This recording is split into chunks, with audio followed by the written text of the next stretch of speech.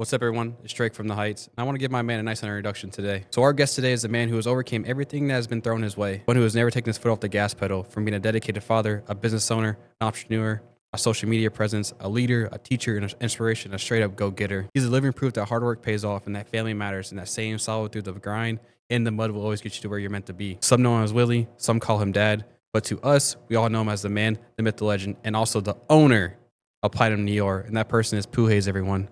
I'll see y'all in the pod. Tell me that you love me, baby girl, what you? Tell me that you love me, baby girl, what you? Tell me that you love me, baby girl, what you own? Tell me that you love me, baby girl, what you own? She says she like the vibe.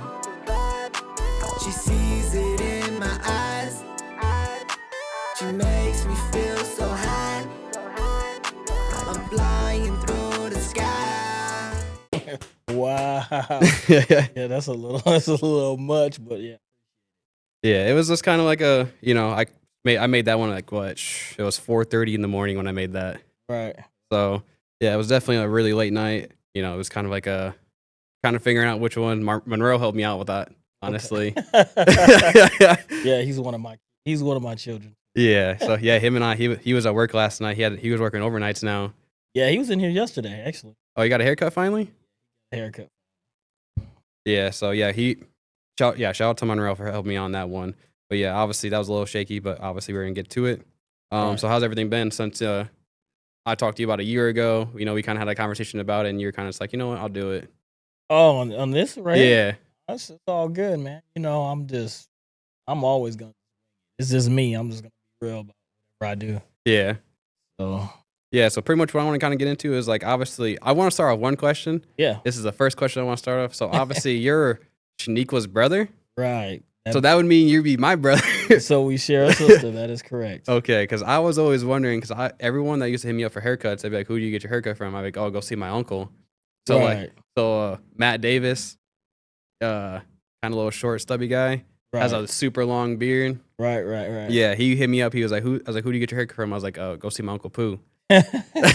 Yeah, no doubt. No, yeah. So you and Shaniqua share the same dad. I think me and Shaniqua share the same mother. Yeah. But hey, he's still a brother to me. So, yeah, that's what I'm saying. I used to, and even like my girl today, she was just like, she's like, "What's gonna be your first question to ask him?" I was like, honestly, like, it's kind of gonna be like kind of off the bat, because it's like I always used to call him my uncle, right. And so I think it's gonna be kind of weird, like I'm gonna straight up ask him, like, are you supposed to be my brother? Is this gonna be a thing? Right. And she's like, okay. But so obviously I kind of want to get into it. So like, I'm so kind of far back with our family, so I kind of want to know like where you kind of like how was like growing up for you? Well, I basically grew up on like two different paths. You could say I had a family that was deep embedded into like Christianity, and like come from a non-denominational Christian background, and then the other half was they were buried into some. Oh, trust me, it's a blessing. It's a blessing and a curse to be a Williams, honestly. Right. Like, trust me, I remember I was helping some lady, and I was working for my buddy's company, and she was like a disabled lady, and she was a little bit nonverbal. And her first thing she says to me, and she was like, "I know who your daddy is." And I was just like, "Oh Lord!" And I was just like, "Man," I was like, "Well, I hope that's a good thing and not a bad thing." And so she was just like, "Oh no," it's like we had some good times and some bad times at the same time, but at the end of the day, it was all love. At the end of the day, no, just it's all respect, because if you don't get that part of life early, you can maybe venture off into it later on and either get really corrupted by it, or you might get a lesson that you can't come back from. You know what I mean? So for sure, those are all good lessons, even though if they were hard, or even if you got family members that do things that they're embarrassing you. You know what I mean? Yeah, it's still good to know. We're all here for the greater good, so we all got to give on to our, offspring, our siblings, or for sure, the next people that are coming after us, next generation. You're supposed to. Yeah. So what was like school, like middle school, high school? Like what you kind of like. And I know you're not much older than me, but like, what was kind of like middle school growing up for me? Did you go to West? Oh yeah, I went to West High. Okay. Yeah, I went to West Middle and I went to Smith School. So Smith School was like the baby West Okay. because they even had the Wolverine and everything. Damn. So, I never knew that. yeah, before they changed it to Liberty.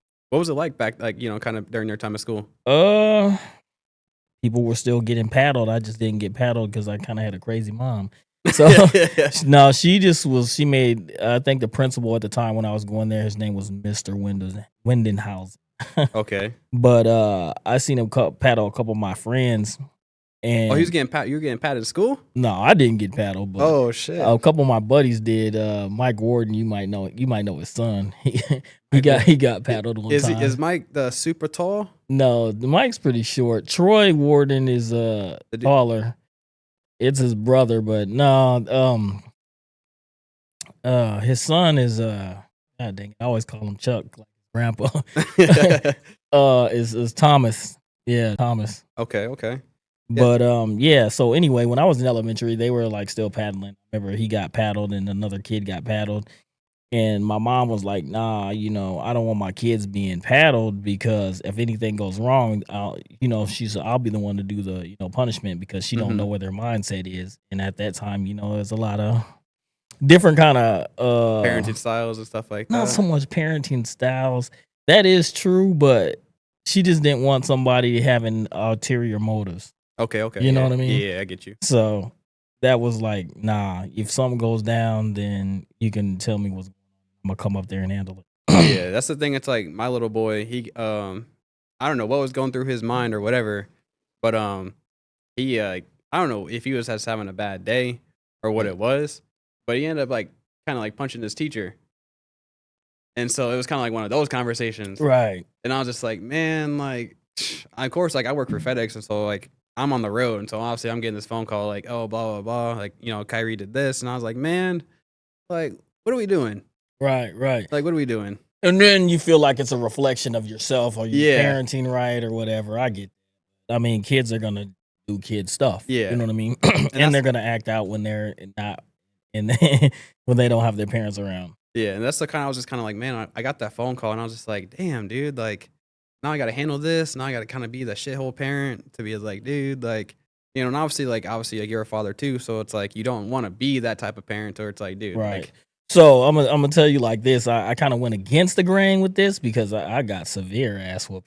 oh yeah, same. Yeah, So trust me. so they like my mom was like, obviously my dad, like I said, there was two different kind of lifestyles and ideology in my growing up as a child. So my dad was gone because he ended up into some bad shit. Yeah, understandable. Basically. So he was gone away from home for a long time, and it was just my mom, and she just was like, yeah, I ain't raising pussy type shit. You know what I mean? So everything that went down is gonna go down. She like made me go out and fight people because that they were picking on me, and I left because I always just wanted friends. And I never really wanted to be on that kind of aggressive shit, even though it turned into that. But with that being said, I got punished a lot, so it just came out in my behavior too. Because once you teach kids that, when they go to punish other kids, that's what they do. Yeah, they do what their parents taught them to do. for sure. So I didn't want to whoop my kids. So what I did instead was they got more brutal exercise. So they would get like electric chairs, push-ups, running miles. I did that kind of stuff too. Okay. So Hell yeah. it was kind of grueling, but they learned if they were gonna hit, it was gonna be for more than just certain reasons. You know what I mean? For sure. And they'd be at least their temperament would be a little different. Yeah. Because behind all the trouble that I had in my life, most of it, almost all of it was behind violence. So I didn't want my Understandable. kids coming up like Yeah, I get it. that. One question I do want to ask is, how did you get the name Pou? So my real name obviously is Willie. So I was Yes, named sir. after my father. I'm a junior. And his buddy's name, I want to say his name was Mac. But Mac had this big ass afro, and I did too at the time. So he kind of took a liking to me. I used to watch Winnie the Pooh all the time. Okay. And I was a pretty fat kid when I was a small toddler. And so I had this bear. It wasn't like the Winnie the Pooh bear, it was a big ass teddy bear, and I used to carry it around, and he used to, yeah, Pooh Bear, Pooh Bear. You know what I mean? And then my mom was like, "Why you name this boy Willie? It's like 100 Willie James Johnsons in the damn, the fucking phone book."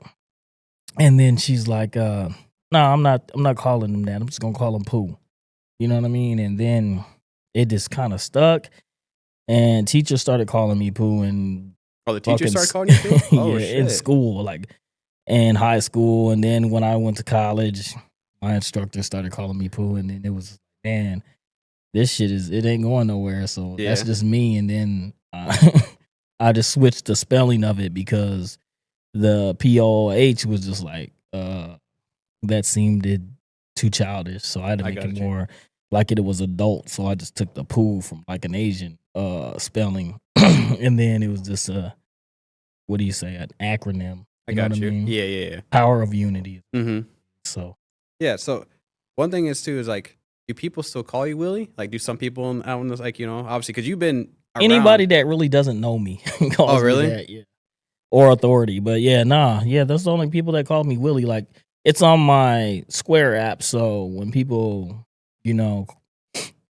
hit me up for haircuts, or that if they don't know me, they'll probably say, we're here for Willie. So it's a little strange when I first opened and I heard that. I was like, you know what I mean? Yeah. It was odd, but yeah, I got a little more comfortable with it. My dad is always like, "Man, just go ahead and take that last name and you know what I mean, be the Yeah. junior."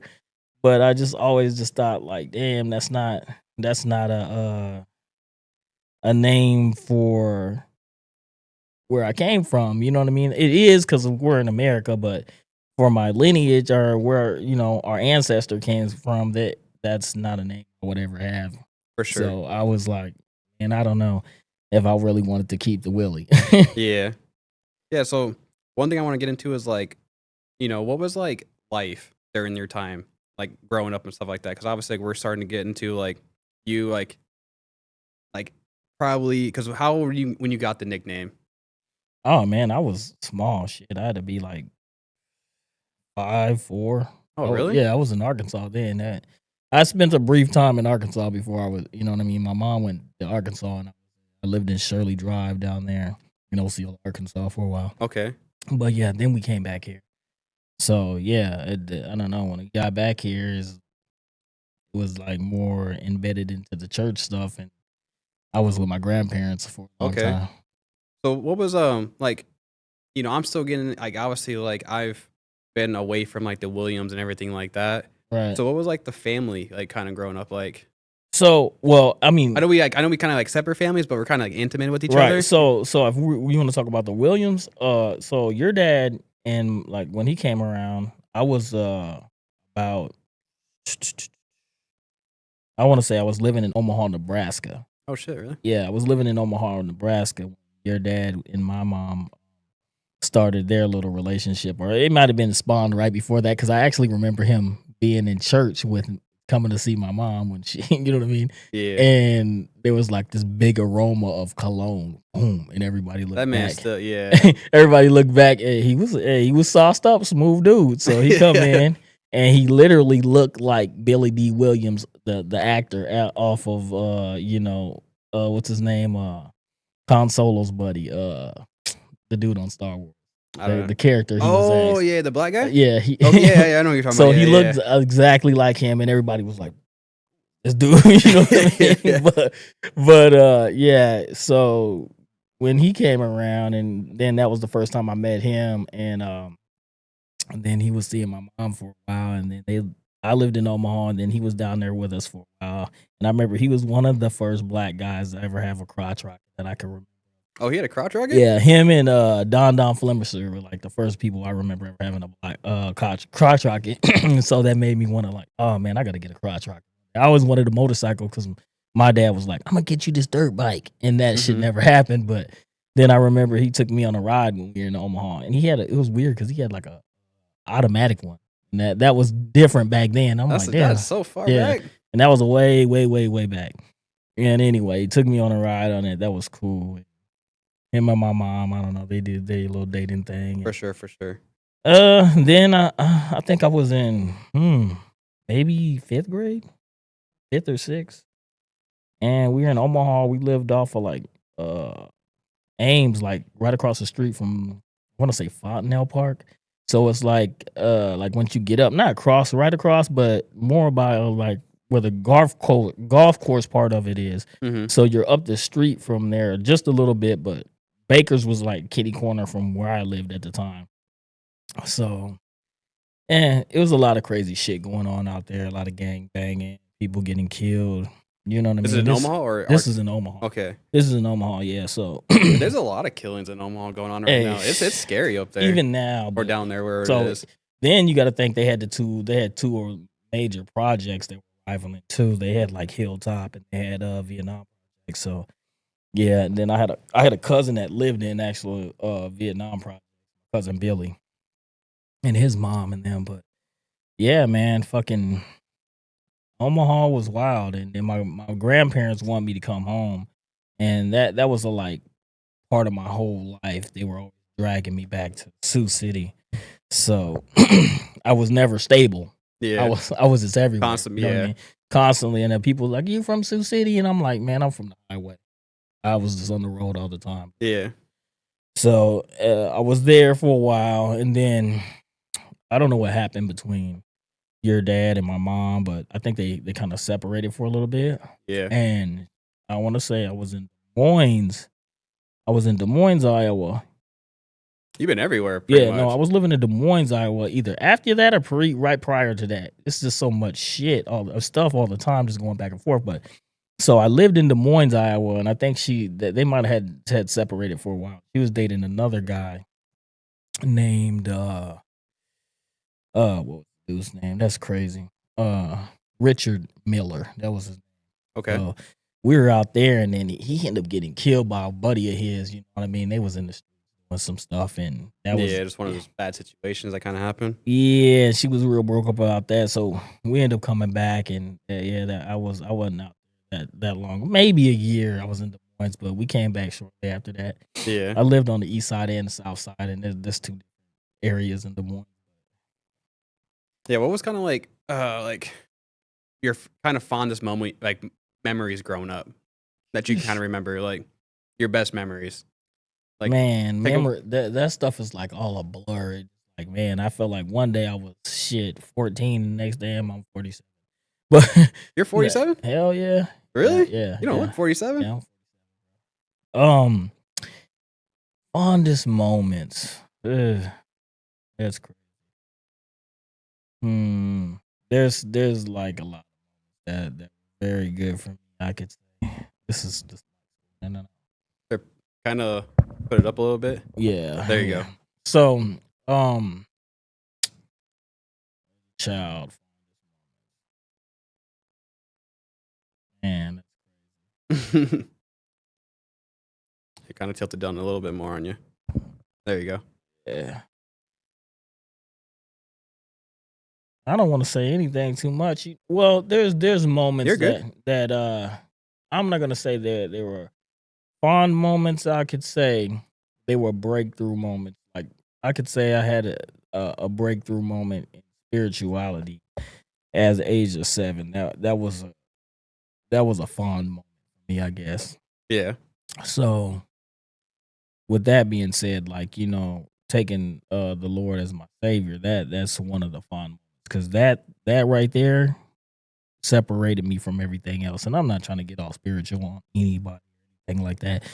But for you to take that upon you, or for that to choose you, put it that way. Okay. For that spirit to choose you got a different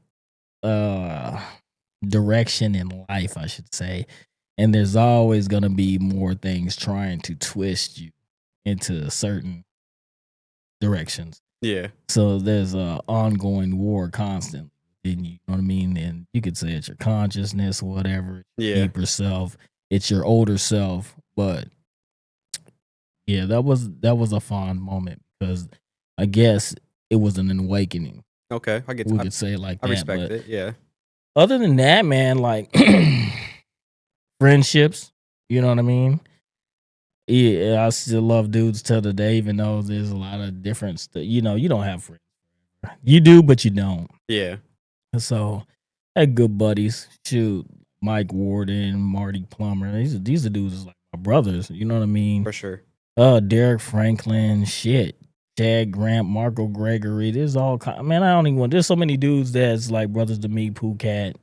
There's all them dudes. There's plenty of moments I had with all these dudes. Josh Luton. There's shit. We used to ride bikes all across the fucking town, pumping fucking 14th Street on a pedal bike. Them was fine moments with all my little crew and friends, But I don't know, man. It's just a lot of wild shit. And hey, if I did forget about you, I didn't mean to. Not at the moment. It's Trust just me, not- that's one thing I have ever since I've started this, man. And like me and my boy Dylan, like telling like if we forget one person shout out, it's the end of the world. Man, no doubt. No, because I had a lot of good buddies, man, and they still buddies of mine too. It's just I've been doing this shit, and it's been a long journey. It's just crazy. But yeah, even like the older dudes, like Dre. My mom was a cosmetologist for years. I didn't want to cut hair, bro. Really? No, fuck no. I did not want to cut hair. She just drugged me across the nation cutting hair. I was the only kid sitting in salons when she was going to school, so I did not want to do hair. But what sparked that? What made me want to do hair? I guess this is another moment you can get. I had to be about 10 or 11. I was about 10. So when I started cutting hair, so Dre was cutting his hair, and so me and Marty, we was always like, bro, we just hung out all the time. So we sitting over there at his grandma's house. Andre, he was cutting his hair again. You know what I mean? That's something he did. He put a shoestring around his head, and then he started making, the guideline, which we call a guideline today. They didn't call it a guideline then, but so he put a line all around his head. Then he started blending it up from there. So, like you had about a 1-inch blend then, so it looked like a more like a little faded chili bowl. You know what I mean? But yeah, that I said, damn, that was cold to me. Like he could do that on his own. I could do that. That's what I said to myself, you know what I mean? And then I was like, I went home and I put like a rag on my head because, everybody wearing their little rags and shit then. So I put a rag around my head and then I cut all around it and did exactly what he did. And then my cousin, boom, he was in town and he was like, man, you could cut hair, you could cut my hair, and I started cutting people's hair and all my friends was liking it. We young kids. You're what, 11? Yeah, I was actually 10. Like 10, 11? So yeah, I was 10 in that area. So then he had me put like Michael Jordan, the jump man, in his head. And once I did that, it was over with. Like everybody was like, nah, you gotta cut my hair. You gotta and I wasn't even the best barber. I could do some crazy shit at a young age. So were you charging like $10 at the time? It was free. Or just doing it for free? It was for the love. It was free. It was just something I could do, and I was like excited about doing this shit. So I guess you could say that was a break. That was one of those moments in my life. So there was other dudes though, man. I'll be hearing barbers talking about I'm an OG barber or whatever. And they don't get it wrong. These dudes are talented dudes around. I'm talking about Siouxland community. But they don't even know about the OG barbers. Yeah. So that's one question I do have written down for you is who's your Mount Rushmore of barbers? Oh man. So there's 3 dudes that I constantly because I think you're one of the best. Honestly, well, I appreciate it. I think on my list you're one. There's about four guys here now that I think pretty fucking good. But the man, shit, it's actually more than that. But you see so many different people working. I'ma say that, 4 consistent or that I know of, you know what I mean? I don't follow everybody, but there's dudes that follow me and I see their work every now. So it's more than 4. But there's some nice barbers out here. Yeah. Actually. So but the dudes at the time, I would say that was really doing it. It was about 4 or 5 of them. But the 3 main dudes I used to go to was so Willie Myers. Dre was just because he was like my brother, you know what I mean? He was the Coach main Plummer, dude. right? Yeah. Okay. So Dre cut my hair the most, then Willie Myers, and every now and then Troy Starks would cut my hair. They call him T Smack. He's still in the game, you know what I mean? He's doing his thing in Arizona. But them are part of that crew of the OG barbers to me. So there's this dude, there's Carlos Burnside. He was one of them. Oh yeah, Daquan's dad. Yes, sir. Okay. You got Swice, although he's not from this area, he was here. And Okay. he was throwing down. You know what I mean? These dudes, all them dudes I just named, they all was getting down. You wanted your hair cut by them people. Yeah. I never got my hair cut by Swice, but he was. You seen his work around town, and he was nice. Was he? Yeah, Swice, Dre, T Smack, Carlos, fucking Willie Myers, and Willie Myers was like kind of like Rafa is now. So Okay, Rafa, yeah. just a lot of designs, and that's his flair of type of style of barbering. You know what I Okay. mean? So yeah, man, those dudes. But Yeah. One thing I do want to get into is obviously I'm a dad. You're a Right. dad. So what's it like being a dad? stressful. I feel that one. No. So at first, man, because I was younger and I had my kids, you know what I mean? So I had my first 15. Well, actually, I got my first girl was pregnant at 14, but yeah, my first son I had is 15. But my kids, I was still a kid having kids. Then I had two little brothers that I barely, couldn't really be around by my dad. And they would come down to see me and I'd be disappointing them shit because I'm out running the streets of Yeah. trying to act like I'm taking care of my kids, which is hard to do when you're a fucking kid. You know what I mean? You're not taking care of kids like that. You have to. That's something that later on I started doing. Mm-hmm. But it's stressful because your kids get into shit, you know what I mean, or things that could harm them.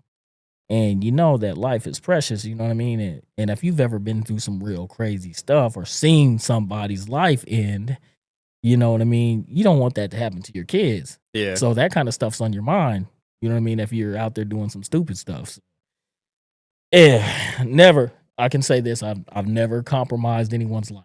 So yeah, I've been into some bad situations and it was close to that, but I never did that. So, I know a lot of people think crazy stuff about me, but it never got that far. And I'm glad, thank God. But Understandable. um One question I want to ask you share a birthday with your son. yeah, Don't you? Chiffon, Yeah. Chiffon. Me and Chiffon have the same birthday. That's like I was Yeah. digging through Shamik's page and he made a birthday post with you and Stefan. Yep, Chiffon. Stefan, Yep, okay, yep. yeah. And I saw that and I was like, damn, that's crazy. Isn't it like March 29th? 29th. 29th? Yep, Okay. 29th. Yeah. How's that kind of like? I don't know. You know what's weird? Because I think like I think it's cool, honest. No, not that it's that's weird like that. But I'm saying, me and him share the same sign, all this stuff. You know what I mean? But it kind of plays off of not just your sign, but the day you were born too. Because he's a lot different than you know. Oh, What I really? mean? Yeah, he does bear some of those Aries traits of once you get to that point where you're cracking, Yeah. But most of the time he's really quiet. Yeah. I don't know. He's just to himself. He's introverted a lot. You know what I mean? And Yeah. that's where he just dwells at. So that's cool. You know what I mean? He don't fuck with nobody. He don't want nobody fucking with him. So Yeah. Is he still down in KZ? he just moved back because he works for FedEx also. Really? Yeah, but he's always on the road. They got him. I don't know what that is. There's a difference between FedEx Ground and FedEx Express. And Well, y'all merged, right? Yeah, we merged, and so like I see for you to say that's like I'm there. Yeah, I don't even this see. fool is everywhere, man. Like he was just in Canada, and then he was shit, really? New York. He was he was up there in fucking at what is it called? That little fucking goddamn, I can't even. I'm having a brain fart. But he was at I can't even think where they got the Niagara Falls. Is Oh. this what? Niagara Falls, yeah. That's in Canada. Is it in Canada? I was gonna say Sioux Falls. Yeah. No, they got a falls too, but it ain't that. I was But, saying like what? yeah, no, he's at Niagara Falls. He's showing some shit. I thought it was pretty crazy. Hell But, yeah.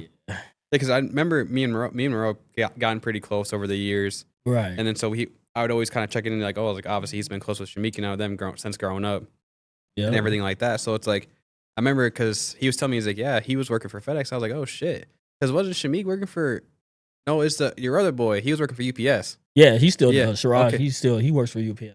Yeah, Yeah. Shit, they're making that good money now. Yeah. Well, my cousin David Jackson, he got him on. So Okay, yeah, he helped him out. He put in a Yeah. little good work. But no, the dude's he's a hard ass worker. I don't all know your about, boys are. I don't know about how hard he's working at home, but he working. If he's out there on the job, he busts his ass, and I give him kudos for that. Hell yeah. Uh, One thing I do want to ask you is I don't know if I'm pronouncing it right. Is it Simon Monsters? Oh, Kimon Okay, Monsters. that's what Delaney was saying. He's like, I think it's Kimon. I was going off the name of the Kimon Monsters. Okay. Yeah. So how'd that kind of come into play? So The Kimon jacket's Monsters, clean. yeah, Kimon Monsters came into play because I was more so wanted to. So they got bike clubs out here, right? And they have a different kind of direction, and they want all these different. Their bylaws stand for like certain. I ain't gonna say that they stand for that, but at the time it was a lot of supremacist type of behavior. So I just wanted a brotherhood of brothers that all came together. It didn't matter what color you were or what the fuck you were. You know what I mean? Girl, boy, your gender. I didn't give a fuck. We was just riding, having fun, dudes popping wheelies, stunting, whatever. Yeah. Whatever you could do, we was just riding it. And that was what Enjoying yourself. Right. So I was trying to make it a simian circle, you know what I mean? Everybody just come together and be able to congregate and everybody pitch in and we grow like that. But so once I started doing it, you got the attraction of the other clubs that were around town. Yeah. So they start pressing. But at that time I didn't give a fuck. You know what I mean? I was on some stupid shit. So it never came to that because I did know Tom Fugel personally a little bit. Not personally, but I was involved with some things, Like I knew his wife personally and her daughter, and she later on married him, but I met the guy about 10, 20 times. So I knew him, you know what I mean? Not like intimate or whatever you want to mean, but I knew him. So there was a little leeway with some of the shit that was going down because there was dudes that were trying to press us about shit, but it probably would have started a bunch of bad shit because then I was kind of hot-headed and I just didn't care. But I cared more about these dudes was my brothers. So, and why are you doing that? Because I didn't understand whatever, how they felt about their bylaws and certain people wearing like MC patches and whatever that. But you guys never, like, I remember you and I had the conversation back when I was working at Verizon that you guys never considered your guys self a club. Well, it was just kind of like a group. Yeah, we consider ourselves a club. We just didn't consider ourselves like more of a violent type of thing or like we weren't trying to move like some MCs were whatever at the time. Or what you consider or what people think it is. But no, we was just having fun, man. These young dudes just out on cross rockets trying to look good and You ever seen the Biker Boys? It was more like that. Okay. You know what I'm saying? It wasn't like none of the crazy shit where we were moving drugs and trafficking and all that stupid shit. Nah, man, we was just out there popping wheelies and riding fast. That was it. And, that was what it was, man. We had a good time. It was a bunch of us. All right. One question I do have to ask, because obviously you're here now. I was taught by Julie and my sister. Who's the best rider out of the family? Because Dakota thinks he is. I think I am. I will see. I never rode with y'all. I didn't get a chance to ride with y'all. Julie always used, like every time I used to ride with her, she'd be like, "You're gonna kill yourself one day." Was you out there wilding? I seen pictures of y'all when I was gone. Yeah, it was. There's a time she hit me up the ride, and where I was just doing some dumb shit on my Gixxer back then. I'm a Suzuki fan. I'm branded with Suzuki. Man, I do have a question. This next one, you're gonna like this one. But I remember just being taught by Julie, and she just kind of taught me the right way. Right. But then once I kind of started like leaning the other way, I was just like, nah, this bike going 100, I'm trying to go 120. Right. And then I remember her and I were riding down Outer Belt, and there's a video on my old Instagram. If I can find it, I'll send it to you. Yeah. But I'm literally riding down the street, and I'm holding my phone, and Jules is next to me, and I'm like looking at her. I had to see her face, like, what the fuck are you doing? And so I was just like, I don't know. Me and Dakota have had this debacle. Me and Shaniko had the debacle too. So it's just like, I don't know. We all like, I just feel, obviously we know what happened with Shaniko in her accident back in the day. So it kind of sucks that that was taken away from her and everything like that. But I just wish riding with her and riding with Julie, I wish Dakota would have came back to town. We all would have just rode together. So we'd all have that conversation like, all right, who's the best out of the group? And so, but who do you think out of like you, Julie, and Shaniko, who's the best? I don't. I think Jules is nice. She's nice, and she's went down a lot of times. Really? Yeah, she went. Yeah, I thought so that the CBR she has, I actually was gonna stun it out. That's the orange one. Yeah. Okay. Does she still have that? Yeah, she still got it. I still Damn. got all 3 of those bikes actually. She This next question you're gonna like. Tell me. she crashed one time without the cage on it, and yeah, I was surprised she got back up and rode again. She did. Crazy. Yeah. Yeah. Well, how the hell did you get into Yamaha? Like, come on, like you know what? Nick, the SES, Nick Solomon. He said, "Hey man, you want a bike? You know what I'm saying? I'm putting this bike together, the special edition. You got the Raven, right? No, it's the I think 2000 was it 2007 that where they got the special edition with the fucking flames and shit on it, the yellow, black and yellow one. But anyway, yeah, man, this just got some little crash on it. I'm putting it back together, blah blah blah. You know, I'll give you a deal. You're my neighbor. You know, I had the shop down there. Then I'm like, man, I've been wanting a fucking bike for a long time. You know what I mean? And that bitch looked mean to me in the color yellow. Hey, black and yellow. I'm from Iowa, motherfucker. Yeah. So, and then I'm like, yeah, I'll take it. I was like, shit. He wanted like 7 or 8. Threw him at boom. He said it'll be ready in like about a month or some shit. Got ready, and that was it. Yeah. Yeah. Have you seen the price of the bikes recently? Have you like looked up like just bullshit through Facebook Market? I've Have you seen seen the increase of it? Like, yeah. Well, I know they stopped selling the fucking R6. Really? Yeah. So that's what that is. Yeah, they started selling R6. Although they I think they dropped R7 and somebody said something about they got an R8, R7. I think they got like an R9 probably. Yeah, that's what they said they were dropping. I'm like, fuck, they should. I don't know. That's crazy. I don't know. Like ever since I obviously learned from Julie and Shaniqua, where it's like every bike I bought was nothing higher than an 07. Yeah, and I don't know why. It's just like from like my obviously like I've seen my buddy like Moreau had a 2015 right. The CBR? Yeah, the CBR. And so I've seen his like hit kind of his like debacle with it. And I was just kind of like, okay, like, you know, it looks cool, but it's just like, I don't know, that 07 type of body style is for me. Like even like with the Yamahas, the Hondas, it's like they just had a different type of feel. And just I don't know, just like a different type like I don't know. They had that little hawk bird like angle. Yeah, you know what I mean? Yeah, that's the part where it's just like cause I remember sitting on Moreau's bike and I was just like, yeah, this ain't for me. Damn, yeah. I seen it, and at one time I wanted to grab it from him, but then he had this little thing where he just like did that little auction off or whatever. That's cool. Yeah, shout out Clutch Creed. Yeah, that's what's up. Yeah, you know he just he's about to give away his Harley. Yeah, we talked about that yesterday. Yeah, he's about to announce it here. I think Sunday. I think Sunday. I think, but don't quote me on that one. But yeah, that bike, I rode that Harley. I think I went from crotch rockets, and I think once I hit like 160, I was like, yeah, I'm gonna die on these things. It don't take much to get fucked up. That's what I'm saying. Like I never crashed before. You know, like, obviously, like you know, I'm gonna knock on wood on that one. But like I remember just going from like my Gixxers. And that's the thing, I knew if I kept riding a crotch rocket, I was just like out during that time, I was just running from cops. Yeah, no doubt. Just doing some dumb shit. And then it's just like, bro. And at the time, I was dating a cop's daughter, so like obviously when I was doing something like that, it would get back to him. It'd just be a whole ass conversation. Right. You don't want to get lectured. That's the part. She's like, you know, there was a blue Gixxer that ran from the cops. Say, you know anything about it? It's like, nope. I'm like, you know what I used to do? They used to have this shit called Armor All Shield, and I knew I was gonna go out with a pack of dudes. I'd spray the whole bike down, Armor All Shield, and then it'd be like a matte color, so it'd be black. And then after they chased us, I'd fucking peel the shit off. Now it's a yellow or white bike. So my CBR was white.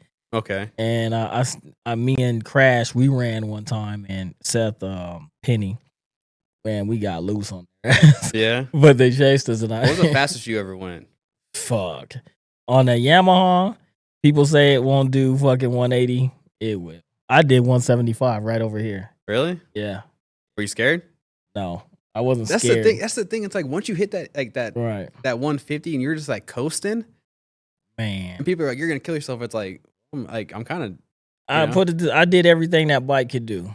Yeah. And I don't know. It was just something in me at the time, but I won't do no shit like that. Really? No, because I was riding and I was just like up to fucking like Were you? 110, 120 just going down this way over on by Jackson. And I was like, man, anything could happen. One of these, and the people just drive so reckless. Oh now. yeah, trust me. They're Yeah. on their phone. They're not paying attention. scary. They're in a rush. They will fuck you up, man. It's just not. It's shit. What last year we had like 5 people die. Oh yeah. You know what I mean? Then shit. When I got home, we lost. Fuck. What's his name? Nick.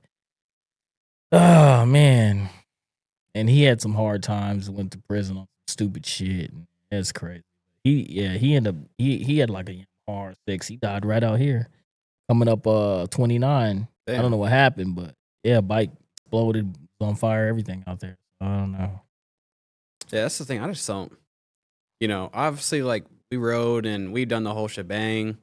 Where it's like, every time I had that lecture speech, where it's like you're gonna kill you're gonna kill yourself. It's just like I don't know if that lecture speech kept making me want to do it more. Right. So it's just like I don't know. Once I just got my first 07, I got my first bike because me and Shanika went to Omaha and picked it up. Right. And she wanted to trade me her CBR Right. for my Gixxer. Literally, she rode it home. She hit like 120. Low in the saddle is probably better for girls. You know what I mean? It sits low. Yeah. And I had another buddy, and this Jim's ass is wild as hell. He can ride. Really? He can ride. He taught me how to ride. Let's put it that way. He went through some Yeah. when I first jumped on the motherfucker. What was your first like riding experience? Because like, did Julie ever tell you about ours? No, Man, that was embarrassing. It was embarrassing. Like so my first bike ride, I bought my first bike. We rode out we bought it in Omaha. Shanika rode it back, and then like a week went by, and then Jules and her stopped over on their bikes. And man, they're trying to teach me. I'm dropping that clutch left and right, and they're just sitting there laughing their ass off left. And I was like, dude, like I'm trying. So finally, once I get going, when I first started learning how to ride, and this is where like I started getting incorporated with like, because they warned me like what was gonna happen. It's like you're a black kid on a bike, right. like, and during the time I was living in South Dakota, South Dakota and crotch rockets, they don't mix together well. And so there's a lot of crotch rockets. yeah, That's crazy. At least it was in the early fucking 2000s. Yeah. Mid 2000s. Yeah, and like they were like as soon as we like started that kind of just bullshit training, Mm-hmm. like someone immediately called the cops. Yeah. So like soon as like I'm like 10 minutes into training, just like Julie was like, oh, go take a loop. Right. And I'm just going in a circle. I'm not even going like 20 miles per hour. And I'm just going like I remember during that time we had the bike. It came with like a bike cage, Right. and so she was like, if you drop it, it's just gonna fall in the cage. So don't even trip about it. Right. And I was like, okay, cool. And so it happened. And so I remember I went around and Julie's kind of standing by her bike, and then she's leaning against it, and I pull up next to her, and I end up just dumping it right in front of her, and she just like starts laughing. She's like, oh my god. Oh, she did the same thing. That's how she did. That's how she knew. What's weird is she tried to put her. You know how kids put their foot down, like when they're riding a bike on the like the sidewalk or whatever on the curb. She tried to do that shit, and the bike like smushed her. Like she got pinched between the curb and the bike, and I thought that was gonna be it for her. She got back up and rolled. That was crazy. Hell yeah. Oh, that's like I remember when I bought my first bike. I was talking to my mom about it, and I was just like, Mom. I remember walked in my mom's room, and I was like, Mom, Shaniqua got a bike. I want to get a bike. And so she was like, and my mom was just like, you know what? If you can always ride with your helmet on, Right. you can always ride with your gloves on, and you ride with a sweater on, you can get a bike. Man, that lasted like I promise you a month. Yeah. No, that's dangerous to ride without a lid, man. I lost my cousin Lawan like that. So yeah, I always keep my lid on. That's one thing I never take that fucker. And you know what's weird? I did one time. I was super wasted coming from Louisville, and I was so fucked up. I couldn't get my damn strap off of my seat, and I always said I would never do any of that. And I remember that night I did. I looked out and I was like, "How did I get home?" Yeah, I looked out there and there it was, and it was still under my fucking bike seat. I was like, "Fuck that can't happen again." Yeah, it was. That was a stupid ass thing to do. So I don't know. I could have died out there. That's the trust me. Yeah, I bet at some point, like especially even like when you're running from a cop, like that's the thing. It's like you probably had the same experience. It's like you would go look for it, and that's the thing. It's like me, Drake Roth, Ethan Heilman. Mm-hmm. Like we would always go out there and look for like we see a cop, we do some dumb shit, we pop a burnout, and then we just sit there. We'd be doing burnouts on Hamilton Boulevard, and a cop would be in front of us, and he would pop it, and we'd just be going down 100 down Hamilton Boulevard past like Wendy's, Casey's now and shit like that. Yeah. And it's just like that's like the easiest way to die. Yeah, somebody could just pull out in front. Yeah, and so it's just like just cut over in the fucking lane. Yeah, have you ever thought about switching to like a cruiser? No, man. No? If I ever did anything like that, I'd just fucking get an extended swing arm and like big ass fucking, what is it, like a 30 something series tire on the back. Yeah. I don't know what to call them, but yeah, that's what it would be. I don't think. Have you ever thought about, because obviously like you have like we talked about like the CBRs and the Hondas. Yeah. Would you like kind of go a different route? So like, would you? Because like I've only owned Suzuki. Oh shit, I've had a CBR. Are you strict on like one type of like? Because I'm strict only with Suzuki. Like, no, I do like the Yamaha. I ain't gonna lie, I love the Yamaha. I've had obviously the two CBRs, and then one I ended up giving Julie, and then I had before that my my buddy God damn, I'm having a brain fart. That's what happens when you get old. Or parasites. No, I don't know. Shit talking. No, but I had a 636 too.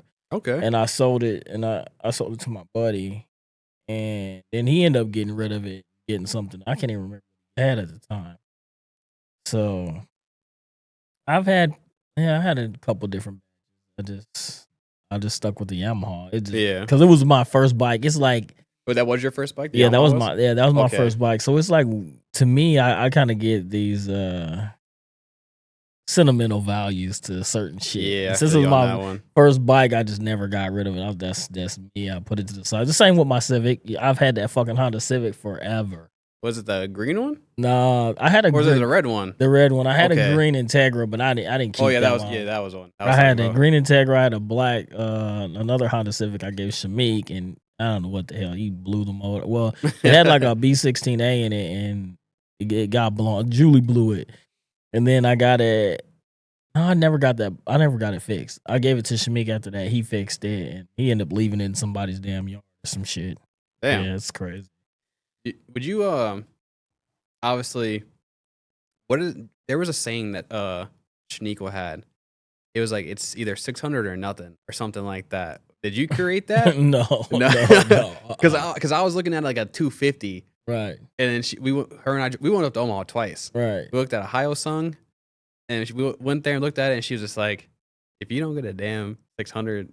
No, yeah, because I would always tell them guys, there's no point in learning on anything under a 6, because you're gonna end up getting a 600. Yeah, because I mean, it's just that's just like a moped. Yeah. You know what I mean? She was roasting me. We went to Fuddruckers or something like that. Yeah, we went to eat, and she was just like, little bro, like, I'm not even gonna waste my time riding this thing home if you buy this thing. Like, this is gonna be you.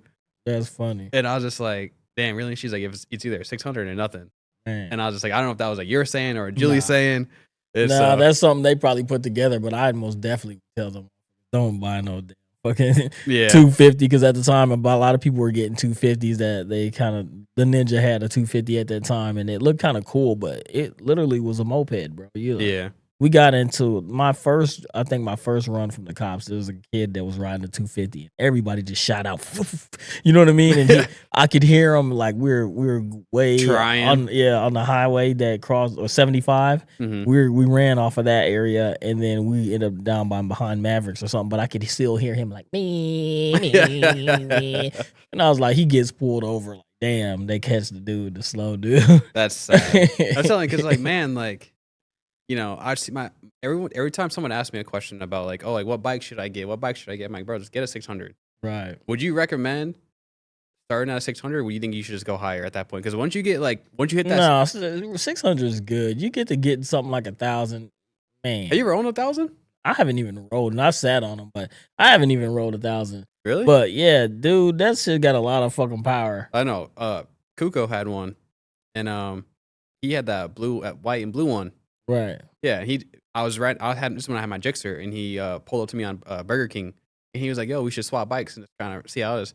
Yeah, that was not. That wasn't for me. Yeah, because I mean, what you're already doing 100 like second gear. Yeah, that's at what I'm saying. least. Yeah, You know what I mean? Could you imagine whiskey throttling that? Yeah. Well, that somebody that don't know, because you should just hit the clutch automatically. If it gets out of hand. Yeah, You know, it just disengages everything. that's what I'm saying. Yeah, he pulled up, he pulled up to me. And he's like, he's like, we should swap bikes. We literally went down from Burger King to Hy-Vee, and I drove that shit right back, and I was like, nah, man, this ain't for me. I was like, I can just tell, like, I'm either just gonna kill myself on this thing, because you feel the power, you feel the difference. And that's the thing. I was just like, man, like, you know what I mean? It's like you just know, like, this is trouble in the making. Right. And so I was just like, yeah, this thing, I can't. And he's just like, man, he's like, what do you think of it? I was like, I like it, but plus it's like huge on top of it. I think the Yamaha bike, it's not that big actually. They're fucking thousand. The R1s? Yeah, the R1s aren't. That. I mean, I sat on them, but I never rolled them, so I can't give you a definite. Hey, this is so fucking powerful. Yeah. But shit, a 600, you can. I've rolled a Yamaha, or not a Yamaha, but a fucking Gixxer 750, and there's a big difference still. You know what I mean? Yeah, to me, I don't know, but if you riding 1,000, dude, and you can't shit that starter bike, hell no, dude. That was. I know some people that have started on 1,000. It's just like you got some balls. Yeah, I think it's dangerous. To do that. It's dangerous to just really start on a 600, but you ain't got to worry about hitting the second gear. You're fucking doing a fucking 100 miles an hour. You know what I mean? Or panicking and then whiskey throttling and getting fucking chewed up, or some earth lesson. You know I know. Like, I remember when I bought my I went from my Gixxers. I had 2 Gixxers and R6, and then I bought my Suzuki Boulevard. It was like one of those big old chopper bikes, right? And that thing was like massive. It had a big old 250 back tire on it, and I remember. I remember seeing that bike. Yeah, you remember that one? I seen it. Yeah, and so me and my ex-girlfriend at that time, we drove with Okoboji. We bought it, and I never rode anything bigger than a 600, other than that one time riding the R1. So I was just kind of like, I was kind of a little scared, nervous. I was like, damn, like this could either go bad or go good. Right. And then I remember I rode back, and I remember telling her, I was like, as soon as we hit Sioux City, because like it's all interstate from from Okoboji back home. Right. I was like, as soon as we hit Gordon, I'm gone. I was like, because I'm gonna want to experience this thing for fun. Right. But that thing, like going from a crotch rocket to a boulevard, that thing could beat crotch rockets, and it was insane. My buddy's dad had one. He had the exact same bike. Pete Dizelle, you know Pete? Have I seen his face? That name sounds familiar. Have I seen his face? He owns that flooring company up in North Sioux, right by the library. That big old gray Morton building. I'm pretty sure you went to West too. I think you guys are the same age. Yeah, you know what? That carpet came from there. Oh, really? Yeah, I'm pretty sure that carpet came. Nice. Yeah. Yeah. Yeah. He but I remember I was just cruising. I was just by myself cruising one day, and we're by Wellesley Parkway, and I just kind of pulled up next to him, and I was like, oh shit, it's Pete. And he sees me. He's like, I always used to text him like, hey, we should go ride together because we had the same bike. I had the blue one. He had like a custom one at that time. And then he was just like, I pull up next to him. He's like, how fast does this thing go? And I was like, oh, it's pretty quick. It's decent. And then he's just like, you want to test it out? I was like, oh shit. I was like, okay. And so to see that man hit those curves on a back tire like that, I had no chance. I had no damn chance. And it was just like, dude. Every time him and I talk, we still have that one conversation. Like, you remember that one ride? I'm like, yeah, you whipped my ass on that one. I'll give you that one. Yeah. Hey, that shit can get out of hand though, bro. I know. I'm telling you, those back tires, dude. That's the thing. It's like, when me and Monroe went for a ride one day. This is when he had that little Honda Shadow. Right. Like he turned into like a cafe cruiser. Yeah. That one. Yeah, that one. And we rode together, and that thing was just like. He was just like, dude, like you would give it just a slight, like you go to second gear and like you would just feel the back tire just kick out because there's just too much power. And I was like, man, like but it kind of sucked because like, you remember that person that passed away, TJ Olson? I mean, I think I got home either right afterwards or Yeah. right when that happened. Yeah, that's crazy. I see a lot of people with a lot of love up to that kid. So Yeah, but during that time, like during his memorial was my first burnout in that bike, mm, and it's even trying to do a burnout in that thing. Like, I'm pretty, my boy Keegan, I'm pretty sure he was on Monroe's bike, but he had to hold my bike because I couldn't hold that thing. That thing was so, I was like, oh shit. And then, short. yeah, oh dude, it was insane. It was like if I end up getting another bike, I hate to say it, it's probably gonna be it's probably gonna be a Harley. Yeah. Yeah. So Hey, I mean, you know what you love. To each Yeah. his own. that's the thing. It's like I don't know. It's like I just kind of like from going from Suzuki, like I rode Monroe's Dyna, the one he's giving away. I rode that one. That's a badass bike. Yeah. Yeah, that thing got some power, Mm. and I think it's dope how he put he kind of like stunted it a little bit. He had it has the drop bars on it. Yeah. I think that thing. He had straight bars on it? He has straight bars on it now. But like he has like the cage around it. Oh, okay. Yeah, but like because it didn't have that. I'm pretty sure it didn't have that when I rode it. But to see what he's done to it now, it looks so clean. But one thing I want to get into now is like being a barber. So like, what was like barber school like? I'm actually a cosmetologist. I mean, I'm a barber too. Mm-hmm. But cosmetology, I think they teach you a lot of shit that you're not gonna use. It was so I went to Lamar's beauty school. Mm-hmm. And my first impression when I went in there, so Todd Anderson was instructor, and then they had Shelly, and then Kat was another instructor. Todd, he got that face like me, so when you first meet him, you think, damn, this dude's gonna be a fucking dickhead. You know what I mean? So I'm like, he's like, oh, so why you want to be a cosmetologist or whatever? And I'm like, dude, that's how my mom was, you know what I mean?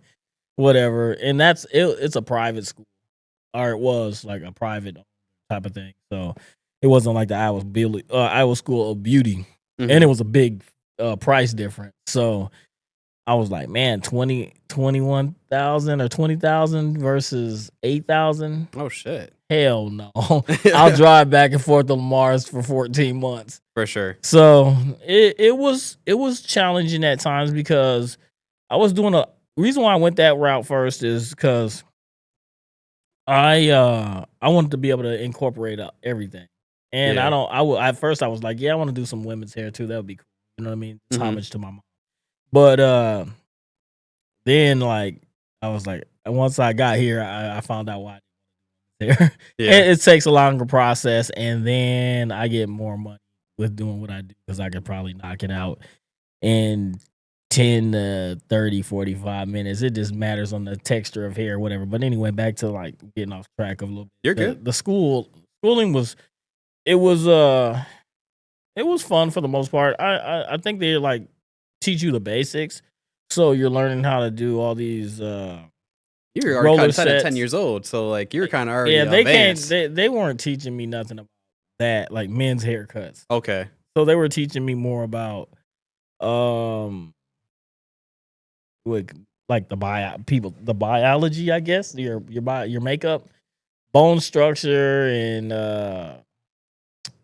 they don't even teach you about textures. They teach you a little bit about textures of hair, not a lot about like ethnic, you know what I mean, black people's hair. It's Yeah. small stuff. Perms, roller sets, like color. You have to know what do they call it? Like this now I can't even think of the name of it. You're good.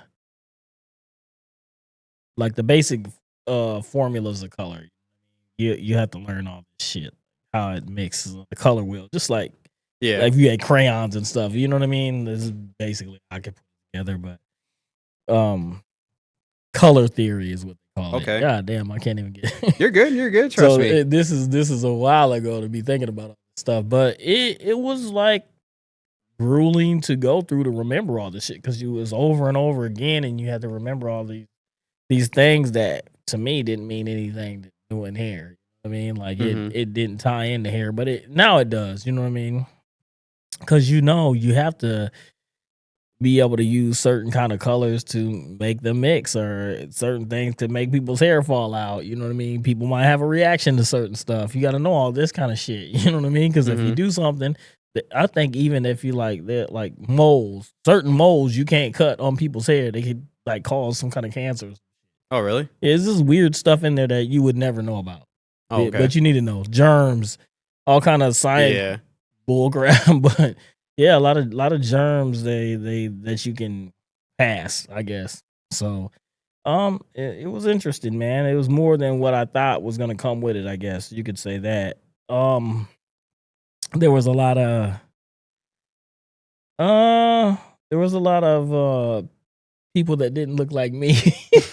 I guess I was the only one. It was me and another kid named Jose, which he's a trans dude. He was real cool. Me and him still friends today, you know. But we're the only two colored dudes there, and it was a funny incident that happened up there one time because Shelly was at the desk and this dude came in, kind of, you know what I mean.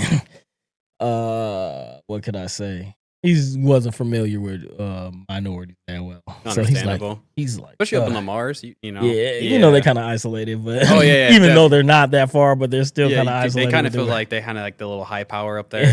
So dude comes in and he's like, I want that colored guy to cut my hair. And Shelly was like, what? That colored guy's name is Willie. You know what I mean? Don't be talking like that. But it was like, damn, it was crazy. She went to bat for me though. Hey, shout out. That's what I'm telling you. If you don't, the shout outs, that's like one thing. Cause man, Shelly, she stood up for me that day. I was like, that's cool, man. You know what I mean? But yeah, but there's some lot of fucking dickhead ass people out there. Really ain't no, you know what I mean? Trying to push certain ideology on you, but that's what they know. They don't know it. They haven't been mixed with a lot of different things. They're just isolated to the area and their thoughts. But another thing that happened was like, I remember I was cutting this guy's hair and he gave me like 35 cents or something. Yeah, good job, buddy. And I was like, damn, bro, you know what I mean? You could have just said good job and I'd have felt good about that. But throwing the change on the table was kind of like a slap to the face. That shit was weird. You know what I mean? Like, damn, all right, whatever. You know what I mean? But you keep going through it. And it was, for me, it was just to complete the mission so I could get here. Yeah. You see what I'm saying? So when I was gone, for sure. When I was gone, I literally wrote all this shit down. This is what I'm going to do. I'm going to do this. I'm going to do this and this and this. That was my map. And so, you know, in life, you get sidetracked by everything because life is people going to people. Life's going to happen. Shit's going to get in your way. But the whole time, what I learned about when I was doing that 170 up there is tunnel vision. Yeah. You know what tunnel vision looks like. I know. Oh, yeah. So there's nothing but blur on the side of you, and all you can see is that little hole in front of you. So especially when you're passing, you can't look to the left or the right or behind you. Guess what? You're gonna crash out. So I'm not crashing out. I had to stay under my tunnel vision. So everything I planned, all this shit was happening around me. I just don't let it affect me. There's a lot of shit that's gonna make you crash the fuck out. So you just gotta keep going on, and that was my mission, to get through school. Make sure I'm fucking legit. Get here, get the first shop done, and then the people that I wanted around me, I started incorporating them. I knew when I was over there at the other shop that's not the place I wanted to be. You know, yeah. I needed to be somewhere where it wasn't so much mom and pop, but it was something I could expand on. Mm-hmm. So yeah, school was challenging. It was different, and I had a couple weird things happen out there. You know what I mean? There's washing some people's hair, and they were doing some weird shit. So you just run into some crazy shit. I trust me, I believe it. A lot of old people, and they get kind of just weird in their minds, man. I was like, damn. My grandpa's 93 years old now and has dementia, so I'm going through it. Man, yeah, dude. Well, mom's side. But right. What's so obviously, you going from being a student at a barber school to now teaching, because I've seen the photo. I went through Iowa School of Beauty's Right. last night, and I was scrolling through. You teach there a few times, like trying to cut hair. Well, it was more like I don't know if you want to call it a lecture or tutorial. This is what I, you know what I mean? I kind of, bring people in and I give them like the basics, Okay. but the basics that's going to take you somewhere. You know what I mean? Yeah. Because there's like 3 major steps that you can start doing in a fade, Yeah. and you blend between them. And if you got any kind of steady hand, good eye, you'll be able. It's Mhm. almost like you're content. You're doing. Have you ever welded before? No. Oh damn. Well, I was gonna kind of. But I kind of get the. I know. I got some welding friends, so I know. If you got a consistent hand movement and eye, like so with welding, you got your depth and your heat and all that shit, and your movement is just you constantly got your angle and you just constantly watching your puddle, boom, boom, boom, boom. So in your what do they say, dropping or laying dimes or whatever, and then your shit comes out just smoothly and like a bunch of fucking dominoes knocked over, but instead they're dimes laid across. Yeah. So that's how the weld starts to look. But anyway, or it can look smoother than that too. It just matters if you're trying to make stick or take it. We're getting off, but You're good. so with the cutting hair, like I said, it's just like you're gonna blend in between your guidelines. So like you might start with a bald if you want to, or your bald guideline with your liners, whatever. Mm-hmm. And then you'll just open your clipper blades all the way open, not on the liners, but on your clipper itself. Open it all the way up. You're gonna make about a inch guideline next, Mm-hmm. and you're gonna after that use a 1, do the same thing, then a 1.5, same similar thing, and then you'll blend between those. You'll just you'll probably go half between your clipper.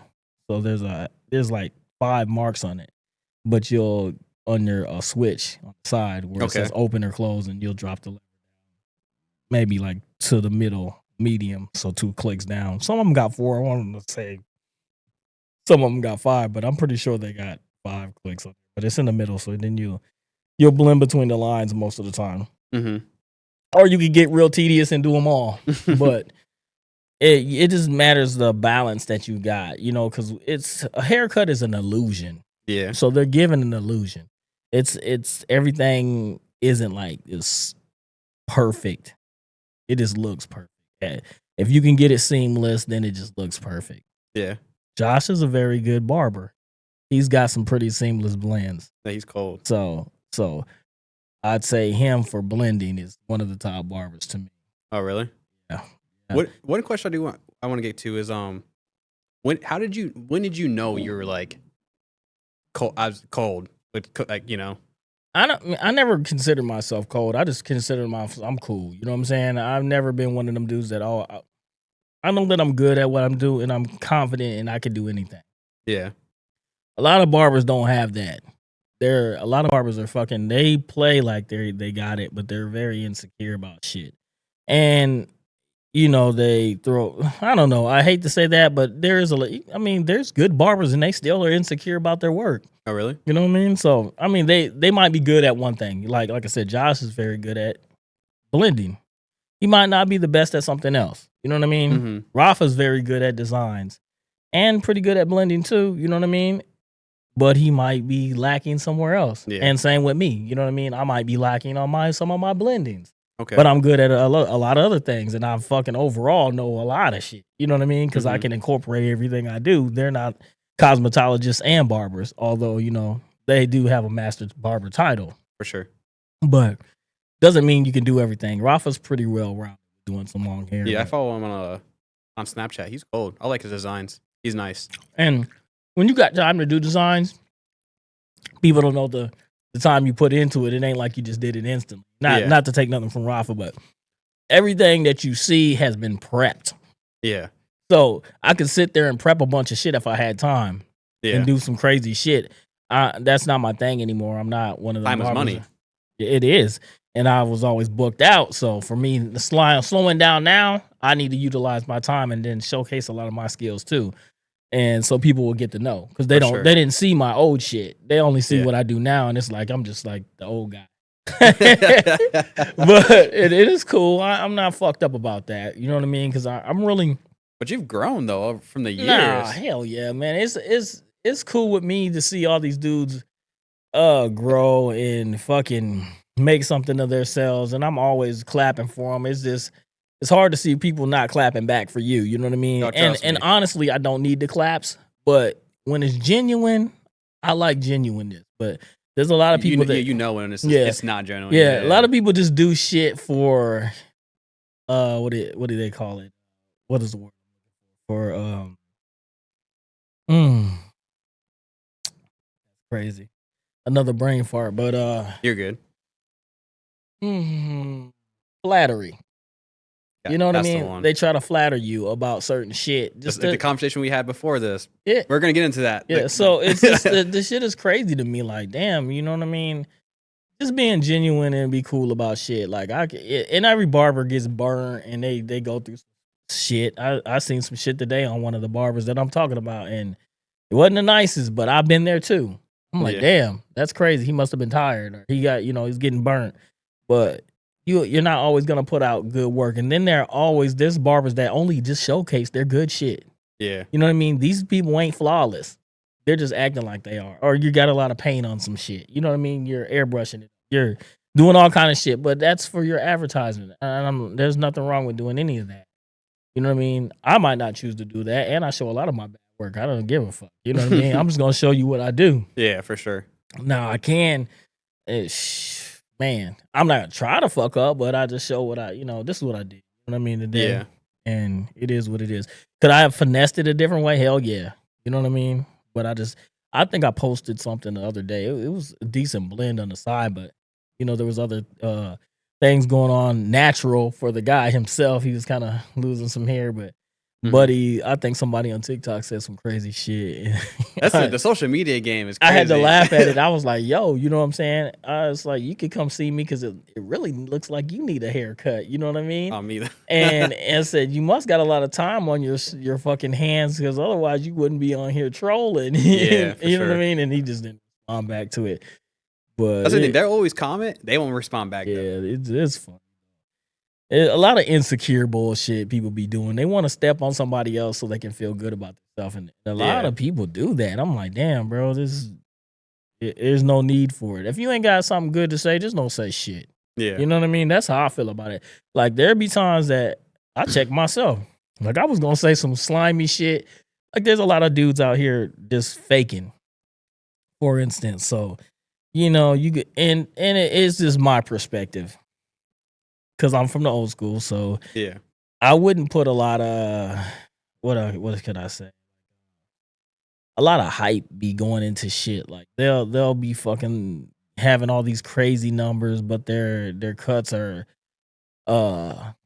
habitual failures. You know what I mean? Like cut after cut is not good. You have 1 out of 10 or 20 good cuts, but you got all these likes, and I'm just like, I don't know about that, bro. You know what I mean?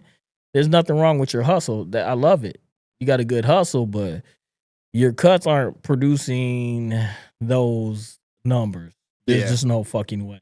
It's just like you hear a lot of these rappers and they got all this fucking and it's just a bunch of fake shit behind it. You know what I mean? So the people that are real with shit just usually don't like fake shit. For sure. So one thing I want to get into is so you opened up your first barber shop, and you had a skate rink in it, correct? Yeah, that the right one? that was the one on Floyd. So Okay. that's when I had the me and Monster. we were both like trying to figure out we were both Right. trying to figure out where it was. Black Club. When it was. It's right there next to Nick's. Nick's owns it now. So Oh, does he? yeah, Nice. I was in the process of buying it before I got locked up, but when I went away, he ended up getting it. So You're something to at least you're someone, so that's the good part. yeah. So, The first one, they so it was a lot. I was building a club in there is what happened, and I had the barbershop in there also. So it was like split 2 different like little areas. I had a little area for my barbershop, and then I had a whole nightclub in the back. But I was doing like a teen club college night thing, and everybody knows Polly, so there's a lot of weird shit going on. I didn't know. I was always supported the guy, but I guess he didn't like that I was making a club over there. Yeah. And then some of the young kids, I think, were falling and fighting and getting into his area. So he, I'm sick of these fuckers. So he kind of got the city involved. Just some extra stuff. Yeah, and they end up closing that part down, and that's how the skate park ended up getting built in there. Because I just said, fuck it, my kids ain't gonna be able to ride in the winter, so I'm gonna build a whole fucking skate park in this motherfucker, and that's what I did. Hell yeah. So they were in there loving it, and Monroe, fucking Shamik, all those dudes. They was all Devin down there? Devin, Solzberger? Devin was there. Yeah, Devin, he was in there. All them, everybody that could possibly be at that skate park Was probably there. was in there. Yeah, I think mom brought me down there one time. Yeah. And I think I went down there. She was like, "Oh, like go up." I think you had the drop down, didn't you? Yeah, there was like a little, what do they call it? Shit. I remember because like she was like, "Go up there." I remember I did. And I just like I didn't eat shit, but I was just like, "Yeah, this ain't for me." There's a quarterback in there. There was man. I don't know. There's a lot of shit. Okay, it was nice though. Yeah. Oh, I kind of like a similar flashback. It kind of like those like those weird flashbacks you get when you're trying to think of it, and you kind of see like the imaging of it kind of still. But one thing I do have a follow up question is like, what's been your biggest transaction from going from your first job to the one we're in now? You said biggest transaction? Transition. My bad. My apologies. Transition. Not transaction. Okay. Hey, biggest transition.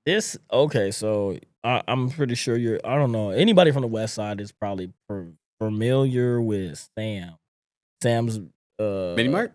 Well, yeah, Sam's Mini Mart. Okay. So Sam came in to see me at when I was on Pierce, when I had foreign and domestic cuts, was 2 barbershops prior to this. Okay. So he come in to see me in there, got like a little beard trim or something.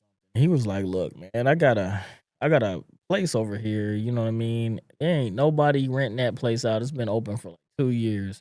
Nobody's going in there. They use it for like a training facility or something. And it was busy as hell." That's what he said. There's people in and out of there. So you should go over there and rent it from me. I'm like, dude, that place is expensive as hell. I'm not going over there doing that. I said, I'll be struggling. You know what I mean? And he's like, "No, you can do it. You can do it. You just got to start in there, and it's going to pick up. I promise you." And I'm like, man, I'm not doing it, bro. This is the first barbershop? Nah, that's from when I'm coming from over there on the end of 17th or 16 something Pierce or whatever that were the barbershop I had prior to this one. Okay. And he's like, just come over there, man. And he's like, I got here in this country and nobody wanted to give me a shot either. So basically, this is your shot. He didn't say that, but in my mind, kind of implanted it a little bit. It was like, see, I always say this shit, like, I miss a lot of opportunities. They be in my face and I just won't take the chance to jump out there and do it. Not a lot, but the big ones, I seem like I always I don't hit my mark when I was younger, and I was like, damn, I should have just did that. Yeah, I had a lot of good opportunities. I just threw them away. And then he said that, I was like, you know what? Yeah, let's do it. How much do you want? You know what I mean? And he's like, I'm gonna start you off, and you can we'll just flip. Once you get busy, then we'll pick it up. But it's gonna be probably a lot more. But yeah, the price is expensive out here. Yeah. So, but we made it happen. That was the thing. There's 2 girls that were supposed to come over here with me and start, but it was only one. And then another one came, and another one. He had like 4 different girls come through at that time. They were kind of stable. Then Josh came, and some other girls, and then Delaney came, and got a couple other fellas, and that was it, man. And it just started kind of. It was pretty booming before we got Josh and Delaney, because who was here? Little Lexus was. Okay. She had a lot of clientele, and then prior to that, I had I think Joanna Torres worked with us, and that girl's a hustler. Is she? Oh, I think I remember. Yeah, I think she does the brows. I think she's over there she's on mornings. But yeah, she ain't no joke, bro. She gets them coming. But it's just like a conflict of styles. You know what I mean? In class. So coming out here, I'm not a barber just for black people. Yeah, I'm a black owner. I'm a barber for fucking everybody. Anybody want a haircut? I don't care what you look. Yeah. Long, you know what I'm saying? If I can cut your hair, I'm gonna do it. I don't care if you're black, purple, blue, trans, whatever you want to be, man. You know what I'm saying? And people are welcome to get their fucking haircut. I'm not on that shit. Yeah. I feel like this. I don't know. People are gonna people. You can't control people. Yeah. What they love, what they want to do. I'm here to provide a service, man, and that's just it. I love giving people some kind of completion or happiness, or you know what I mean. That's how I've always been. I just want you to be happy. You know what I mean? Mm-hmm. And That look good, feel good feeling. hell yeah, you know what I mean. You don't want to take that from nobody and just say I don't cut those kind of people's hair. I'm not gonna do this. Or, that shit's weird to me. Even kids, you know what I'm saying? They are a problem when you're cutting hair. You know what I mean? They hurt your back, all this stuff. They're moving, but it's good when they get done. You know, they were screaming. I cut like 6 of them jokers back to back, and they're all screaming and crying. But Yeah. you gotta have the patience, bro. That's what's gonna make you a top of the line barber or not. Do you have the patience to do this stuff? You know Yeah. what I mean? Do you care enough, or is it you just care about the money? Hey, we can't say we don't care about the money because money just makes things move. Yeah. But you gotta be, you know what I mean? You gotta have some kind of love for this game where you gotta get out of your comfort zone just to Yeah. make it happen, to put your mark on things that make people feel good. Yeah. So obviously like you started really young in the game of being a barber. So like obviously like I feel like everyone in the world has just been trying to like, I'm gonna be a barber now. I'm gonna be a barber. I'm gonna be a barber. Well, I think social media blew that up because Yeah. you got barbers cutting celebrities' hair, and this is my barber, and they're making this much of money. And once they find out that you getting some money, everybody wants to copy somebody that's making money. Everybody wants to copy success. Yeah. They're not copying these motherfuckers that's losing. You copying that? Hell no. Yeah. You're gonna copy the blueprint that's gonna get you the money. You're gonna copy whatever you think is getting. Just like people, they singing about dope or whatever. They're trapping. They're out there trap stars. You're gonna follow that because you think that's what gets you the bread, or you're gonna be in that life trying to get to it because you heard that this dude came from this and he got here. That's Yeah. how he got there. So a lot of people gonna follow that mode. Or you was a basketball player, you played football. That's how you got it. You're balling. That's where that comes from. The term balling. You know what I Yeah. mean? People are going. That's all they think they know that they can get. That's how they can get it. So you got to think outside of the box, though. That's a kind of. I don't want to say it's a small-minded thought, but it, in a sense, it is because you're. That's all you think you got. That's all you think you're worth. Yeah. You couldn't have been an electrician. You couldn't be a welder. You couldn't be a plumber. All these people make good money. You just yeah. don't think they do. Electricians You know what I and mean? Plumbers, they're making bread. They're making shitload of money. Yo, yeah. Especially now. Hell yeah. And you could be a doctor. You can be any of this stuff that you want to be. You just got to put your mind to it. So I don't know, man. There's a lot of, I think they are over saturating the market for barbers right now intentionally because they found out they think this is pretty simple. And so everybody can do it and make money. Yeah. So, that's kind of how, I don't know, like, I don't want to say state government, but they kind of try to water stuff down to make it not as good.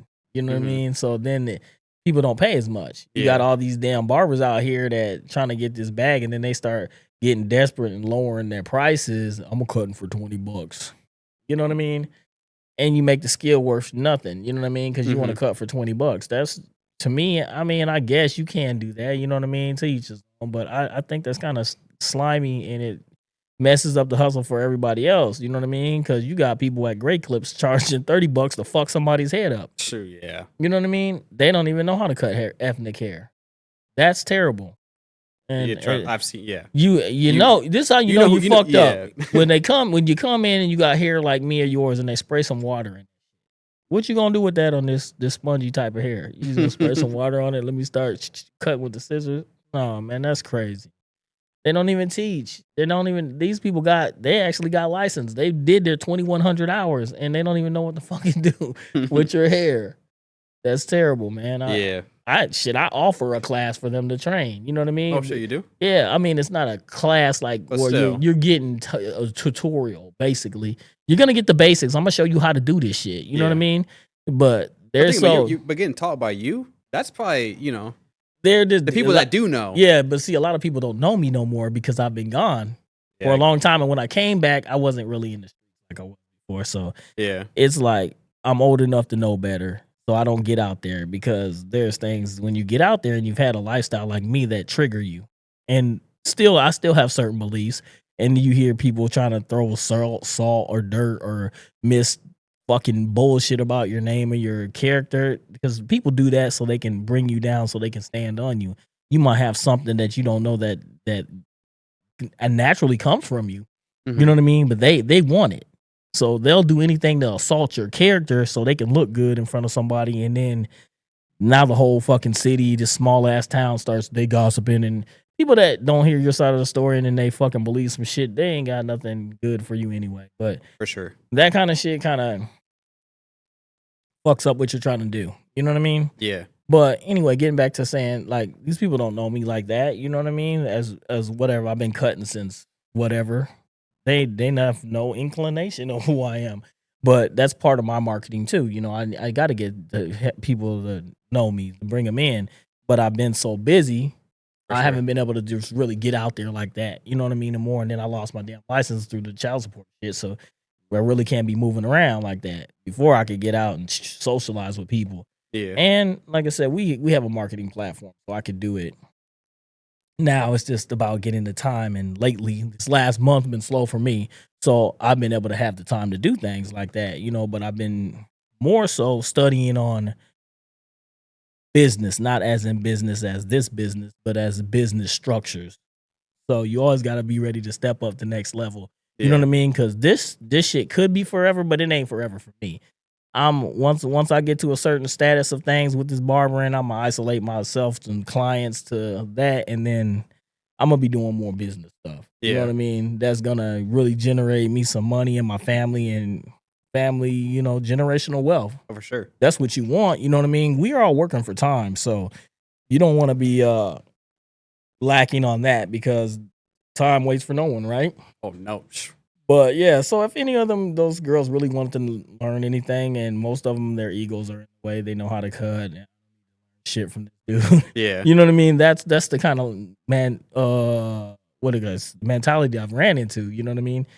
You really think you're not someone thinks you're better than the next person. So it's like when you're just rowdy, you're just like, I'm just trying to help you. Yeah, no doubt. If you want help and you want your fucking skill to be, you know what I mean, uplifted, and you don't want to be losing your clients to places like this, because that's what's going to happen. For sure. You know what I mean? Those places are going to go out of business eventually because there's some young dudes that are cutting out of their fucking garage, basement, and them dudes are nice. They ain't got no damn license yet, but Iowa now you don't need one. Oh, really? You know what I mean? You can get apprenticeship. Shit. Never knew that. So once these dudes start cutting, you think, and they're hungry, they're cutting for $20. You think they're gonna go to Great Clips to get a fucking $30 haircut to get fucked up, butchered? They'll wait in the car. You know what I mean? There's no way. So I mean, if you're a cosmetologist, you want to learn something, I would fucking get with somebody that knows how to cut and learn these things, because if you're cutting at one of them shops, you're not doing women's hair all day, you're doing men's hair. Yeah. So you need to know how to do it. And these dudes are getting tired of, oh, I'm going to get a haircut and it'll look good in two weeks. That's what they always say. You know, there's a difference between a good and a bad haircut, 2 weeks. No, motherfucker want to look good as soon as they leave. I don't want to put a hat on my head. Yeah. You know what I mean? That's just crazy. That's what I used to. I used to go to like, what is it? The Asian lady down by Yeah. you know what I'm talking about. Yeah, on West 7th. Yeah, you know what I'm talking about. Yeah. So hey, she looked nice though. That's what all the fellas would tell me. Yeah, true, I've seen her once. I mean, I never went in there. She's super nice. And then my uncle, he used to go to, I'm like, why do you keep going at $7 or something back then, like the early 2000s? Yeah. But I'm like, that's crazy, man. You would go in there just to get the $7 haircut. But I mean, you can't beat $7, I guess. Yeah.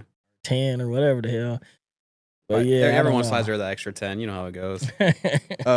One thing now is because we just had this conversation before we started, was creating a brand. Mm-hmm. How did you creating a brand? How did you come up with the names, and how did you turn them from paper to reality? Oh, so first of all, everything's a thought, right? For sure. It's in your mind. So if you believe you can do it, it can be created. Literally. So, So this all stemmed from a conversation with my mom. Right. Literally, we were at Mr. Stir Fry, and her and I sat down, and I was just like, "Can I talk to you about something?" And she was like, "What's that?" And I was like, "I want to start a podcast." Right. And she was like, "Well, okay. Like, well, obviously tell me more about like what's a podcast, you know?" right. Like, Right. I don't know if I can find it. So like, it's like I was like, "So this is what it is." So I was like, I'm showing her like Shannon Sharp videos Right. and just kind of like breaking it down. I was like, "This is what these people do," and I was like, "And there's if you do it right, there's some money into it." No, facts. And so she was like, "Okay." She's like, "Well, like," I was like, "But like the equipment, obviously, like the equipment's the most expensive part." Right. And I was like, during that time, I just got a new house. All my money is invested into my house. All my savings I'm 20 grand deep into my house currently. And so I'm kind of I'm kind of on the low end right now. And so I remember just sitting down with her and I was like, if you help me, I was like, do this. And I was like, I promise you, I was like, I'll give it my all to this. Like, obviously I started a dog business in the past and I just Right. fell out of love with it and it just didn't go smooth. And I just remember I just having this conversation. She's like, if you do this, like, like if you're gonna do it, you're gonna do it right. Right. And so I was like, okay. So, and I remember she's like, you should give me a couple of days. Let me look into it and to see if there's actually like money into it or people are actually doing this. Right. And so she was like, okay. So literally 2 days go by, and so she calls me and she's like, call your brother and have him order everything, and then we'll talk after that. I was like, oh shit, really? So I call my oldest brother AJ, and I'm just like, yo, I'm starting this. This is where I want to take it. This is the equipment that I need. And he was like, okay, like give me a couple of days. I'll let you know once I get everything figured out. Right. So this is obviously now here we are to sitting here having this conversation. Facts.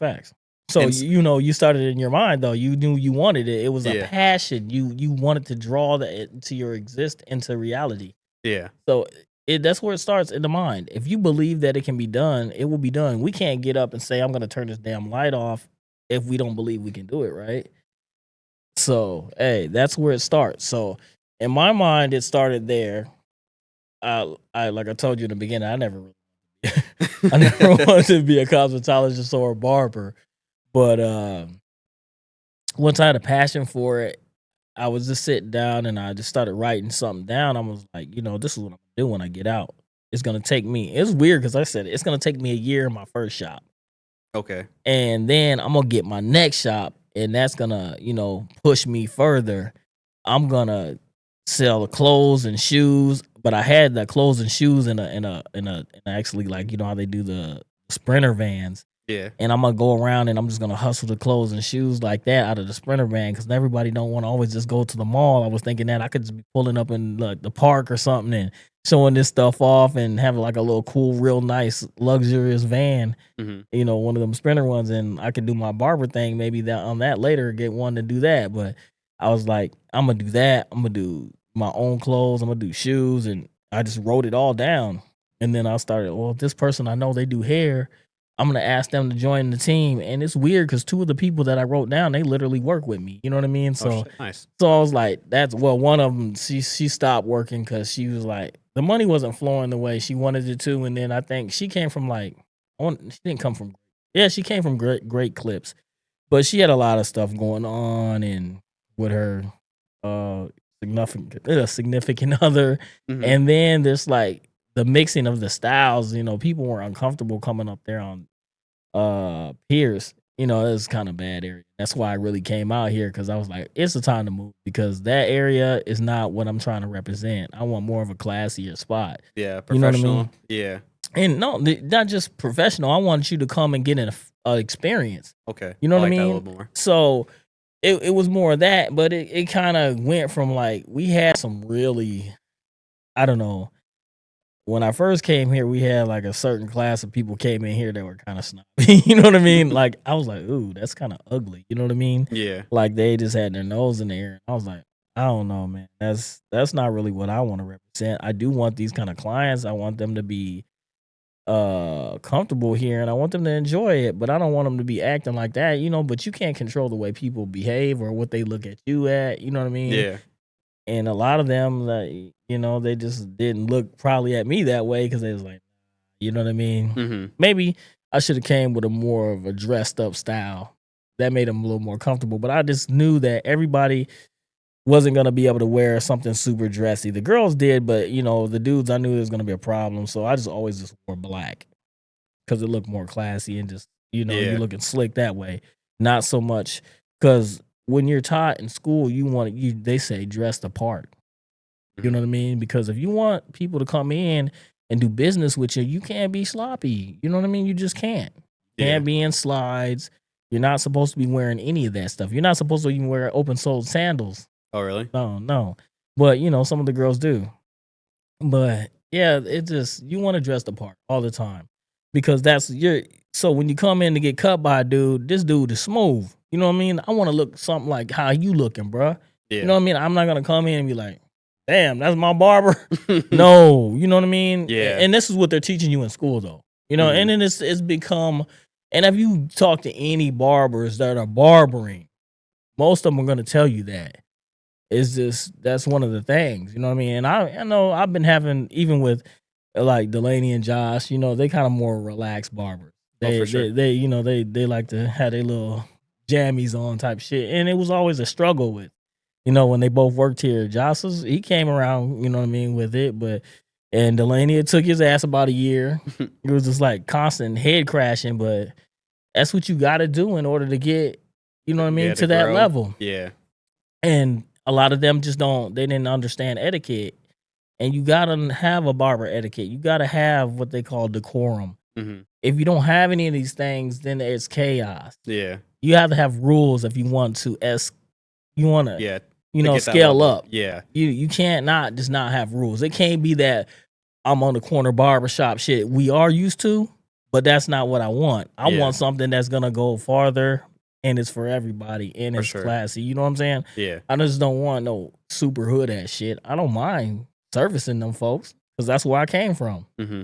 You know what I mean? But have respect. I don't want you coming in here with no fucking guns, hiding them, smoking smelling like a bunch of weed. None of that shit. Yeah. Do you smoke? Can you smoke? I don't care. Just come in here smelling like respectable. Because other people, they might feel offended by it, or you might be scaring them. You know what I mean? They don't take all this stuff into accountability. Because I got to be a business owner, I got to think about all this stuff, and nothing's gonna reflect on them, but it's all gonna reflect on me. Yeah, and that's like one thing I've kind of learned how to, like, even doing this is like, even obviously we had that Halloween event and it turned out good, but we, after having the talk with the owners we had yesterday, it should have been better.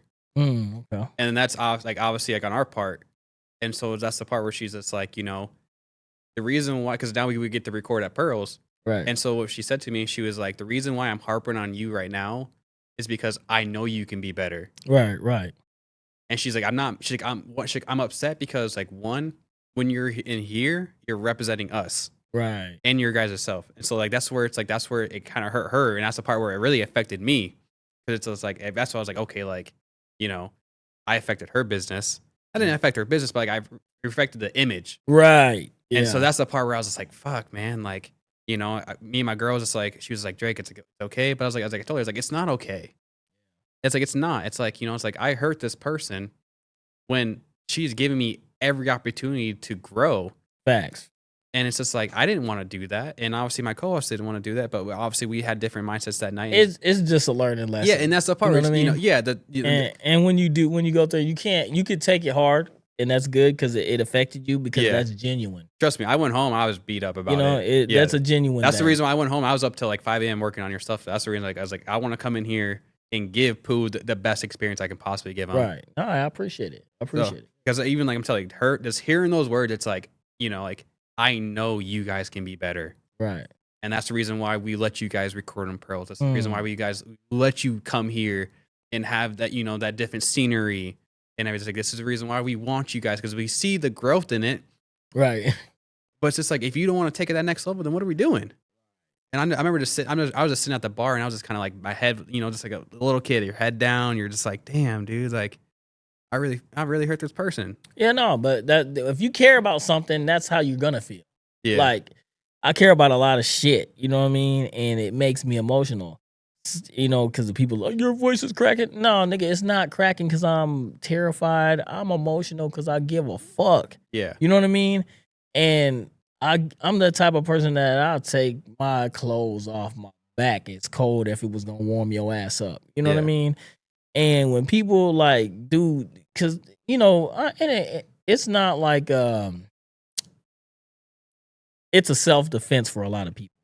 Yeah. They got brought up different, so they want to protect themselves. So a lot of shit be selfish as fuck. You know what I mean? And I've never been that dude because my mom was like, you go outside and your friends is out there and you're eating that sandwich. I don't give a fuck if it's 4 of them out there. You're dividing it up and giving everybody one, or you're staying in the house.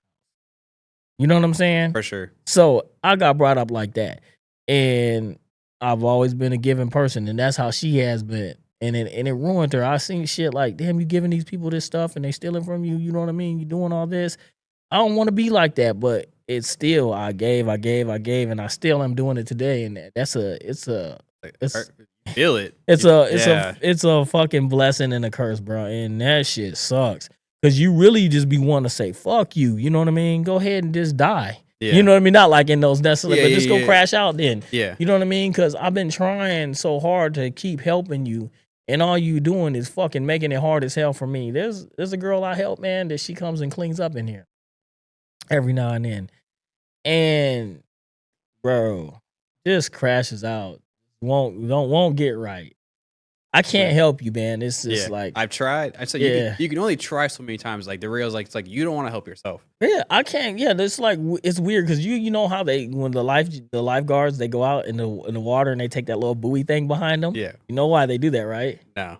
So if you were just say you were drowning, right, and I swim out there without that thing, and I said, "Come on, Drake," you know, put me, you're drowning, Yeah, and you grab me. Oh, and I'm dragging you down. And I'm just swam all the way out here. I'm tired, and now you drowned in me, and we both drowned. Yeah, we both battling. You know what I'm saying? Yeah, I get so you drowned them. So you need that little buoy thing to go out. They get on it, and then they swim and tow you back. Yeah, you know what I mean. So I can't keep towing you back. You know what I mean? Because I don't have the life jacket is basically the income.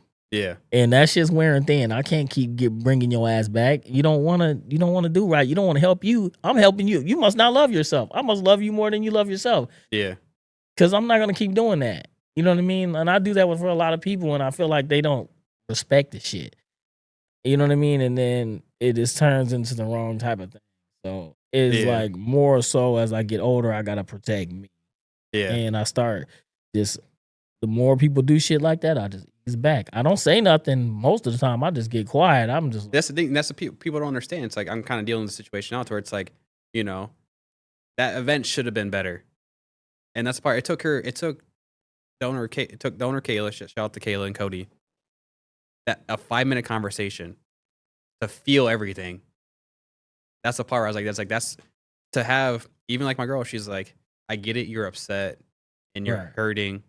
But she's like, obviously, like, you see, if people see it, right, then you need to see it. And so I kind of, but she's like, but overall, she's like, you know what you need to do now going forward. Right. You know? And she's like, you can't always just be, you know, always be like, you know, like, I'm going to help this person. I'm going to help this person. Right. And so it's just like, you know, she's like, you know, that's the reason I just remember her those words. Those words will always stick to me. She's like, I know, just hearing those words, I know you can be better.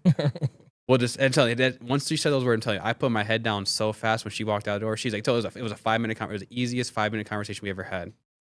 But to have her see her in that moment like that, because obviously you see people, you know, you obviously seen everyone in the world, so you obviously seen every emotion.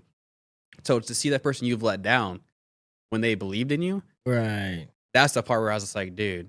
Yeah, no, it's disappointing because you're disappointed in yourself because you, like you said, she said you know, you could do better and you knew you could do better. So it's, man, you're self-reflecting. You know what I mean? And it's heart wrenching because I mean, I've did things that I wasn't proud of and it's like, damn, bro, you need to make that right. You know what I mean? And if I have did something and usually if it's fucked up, man, you can come and bring it back to me and I'm gonna make it right.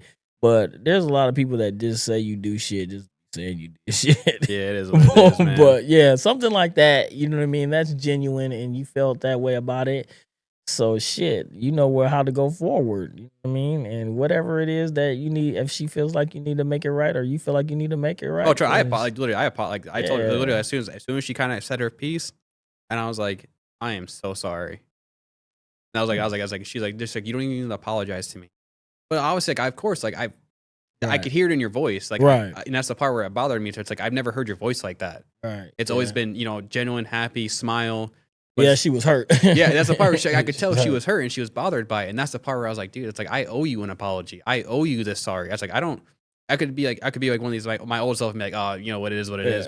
Well, But it's motherfuckers, I mean, excuse me. There's some people they don't want to hear sorry. They just want you to do right the next time. You know what I mean? It's not even about that. It's just like, I think that's the reason why she said, she's like, I don't even want your, she's like, I don't want your apology. But she's like, you don't need to apologize. You don't gotta apologize. She's like, I just know you guys can do better. Right. And she's like, I see it.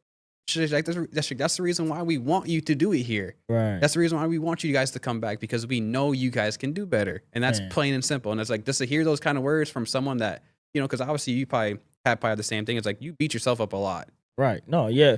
The thing is, like, in the beginning, I was like, my son, he probably gets it from me, wanted to be a perfectionist about shit. Yeah. You got to let that go. Because there's nobody perfect. We're made imperfect. You know what I'm saying? Mm-hmm. So trying to be a perfectionist about anything that's even rougher. You know what I mean? So not saying rougher than your situation, but if you have those characteristics, you're going to be really hard on yourself. Yeah. You know what I mean? Because you want things to go right. You want everything to look immaculate. But, it's just never going to be that way. And the way you see it ain't the way other people see it. Yeah. Other people might have a whole different, outlook, because life gives you a different perspective of things, the way you were raised. You know what I mean? For sure. Your interactions with it, the things that happen in your life. You know what I mean? Mm-hmm. Somebody that's been incarcerated or somebody that's been in a car wreck real bad, they're going to have a different outlook on somebody that hasn't been in those situations. Yeah. You know what I mean? Somebody that lost a family member that was dear to them. You can't tell that person, like, you know what I mean, how they're gonna feel in the next 2-3 months, year. You didn't have that relationship with that person. For sure. You know what I mean? So how would you know? Yeah. You know what I mean? So you gotta let everybody just. I feel you. So one thing I want to get back into is how long and many times did it take for you to finally land on the names you did? For which thing? Like now, so like you created like Only the Greatness. Only the greatest. Only the greatest in Platinum. So how So Platinum, that quote, Only the Greatest, actually is the Noir brand, but it kind of just jumped over into some of the Platinum work. But Platinum came from my business partner. She wanted the Platinum part. The Noir part came from me because we wanted something that was classy and that symbolized us. I mean, you know what I mean? We're two minorities, so yeah.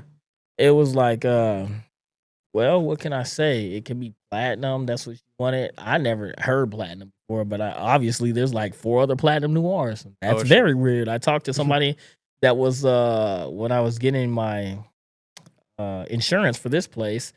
You know what I mean? They was like, yeah, I own a business called Platinum Noir. I was like, what? Well, that's crazy, because Noir is kind of unique. I'm like, that means black, and then it means light in Arabic. I mean, it's kind of a little different enunciation, but that was my whole concept of putting it together. Mm-hmm. So, yeah, she was like Platinum, and then I was like, fuck, what part? What I'm gonna put? It's got to be more than Platinum, because there's a lot of Platinum everything. Yeah. I was like, Platinum. What can I think? I was thinking something in some kind of, what is it, Latin, because you want to kind of use Latin to pull in certain aspects. So I was like, yeah, I couldn't think of anything. I went through some words. That doesn't sound good. Then I was like, what's kind of classy and suave or whatever, French, you know what I mean? Mm-hmm. I was like, Noir, you know what I mean? Mm-hmm. Yep, Noir. Bam. I said, yeah, it's gonna be Platinum. Then ran with it. So it was just different. You know what I mean? It stood out more, kind of classy and not so much just plain or rugged. Yeah. And then like I said, the Noir thing was just, so I had another little club midnight when I was doing the bike club stuff, and it was the after hours about partying, 12 The o'clock. first after set. Yeah, okay. You know what I mean? The team. Well, it wasn't the first, because them guys had their own after set, but it was the first like teen night, college night thing, and club. But we kicked it on, partied, had all that stuff. But I kind of took the cat from that and just made it into my own because the initial cat came from like the same little icon on PlayStation. Oh, okay, So okay, yeah, okay. so I just copied their thing because I thought it was cool cat, and I had it for my PlayStation icon forever. So I just incorporated it a bit.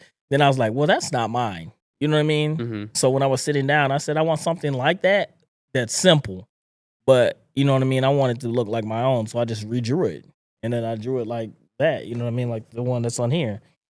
And you got the little, and then I put a little black eye on them or a little mark just to say, like, you know, the mark is as in you done been through some shit. It wasn't a black eye. It was just more like the alley cat. You know, I've been in some shit. Yeah. So, and that became the logo, the Noir. And then, like I said, it's got the double names as in we are the children of light, or, you know, Noir is black. It means light in Arabic. So we're the children of the light. We're the people of the light. Yeah. Yeah. Some few follow-up questions, like what's one thing people need to learn before starting their brand? Well, it's gonna take about 5 years. Well, I'm gonna say it's gonna take the 5 to 10 years for you really to even, you know, build the brand. Yeah. It's not easy. You know what I mean? Can you do it before that? Yeah, but I'm in this thing 5 years now. I still got people coming in saying, "What is this place? We didn't even know you were here." You have to make your name synonymous with whatever you're doing. Yeah. So you're doing this, you're gonna have to make it synonymous. You know, that's that dude Drake. That, you know what I mean? Yeah.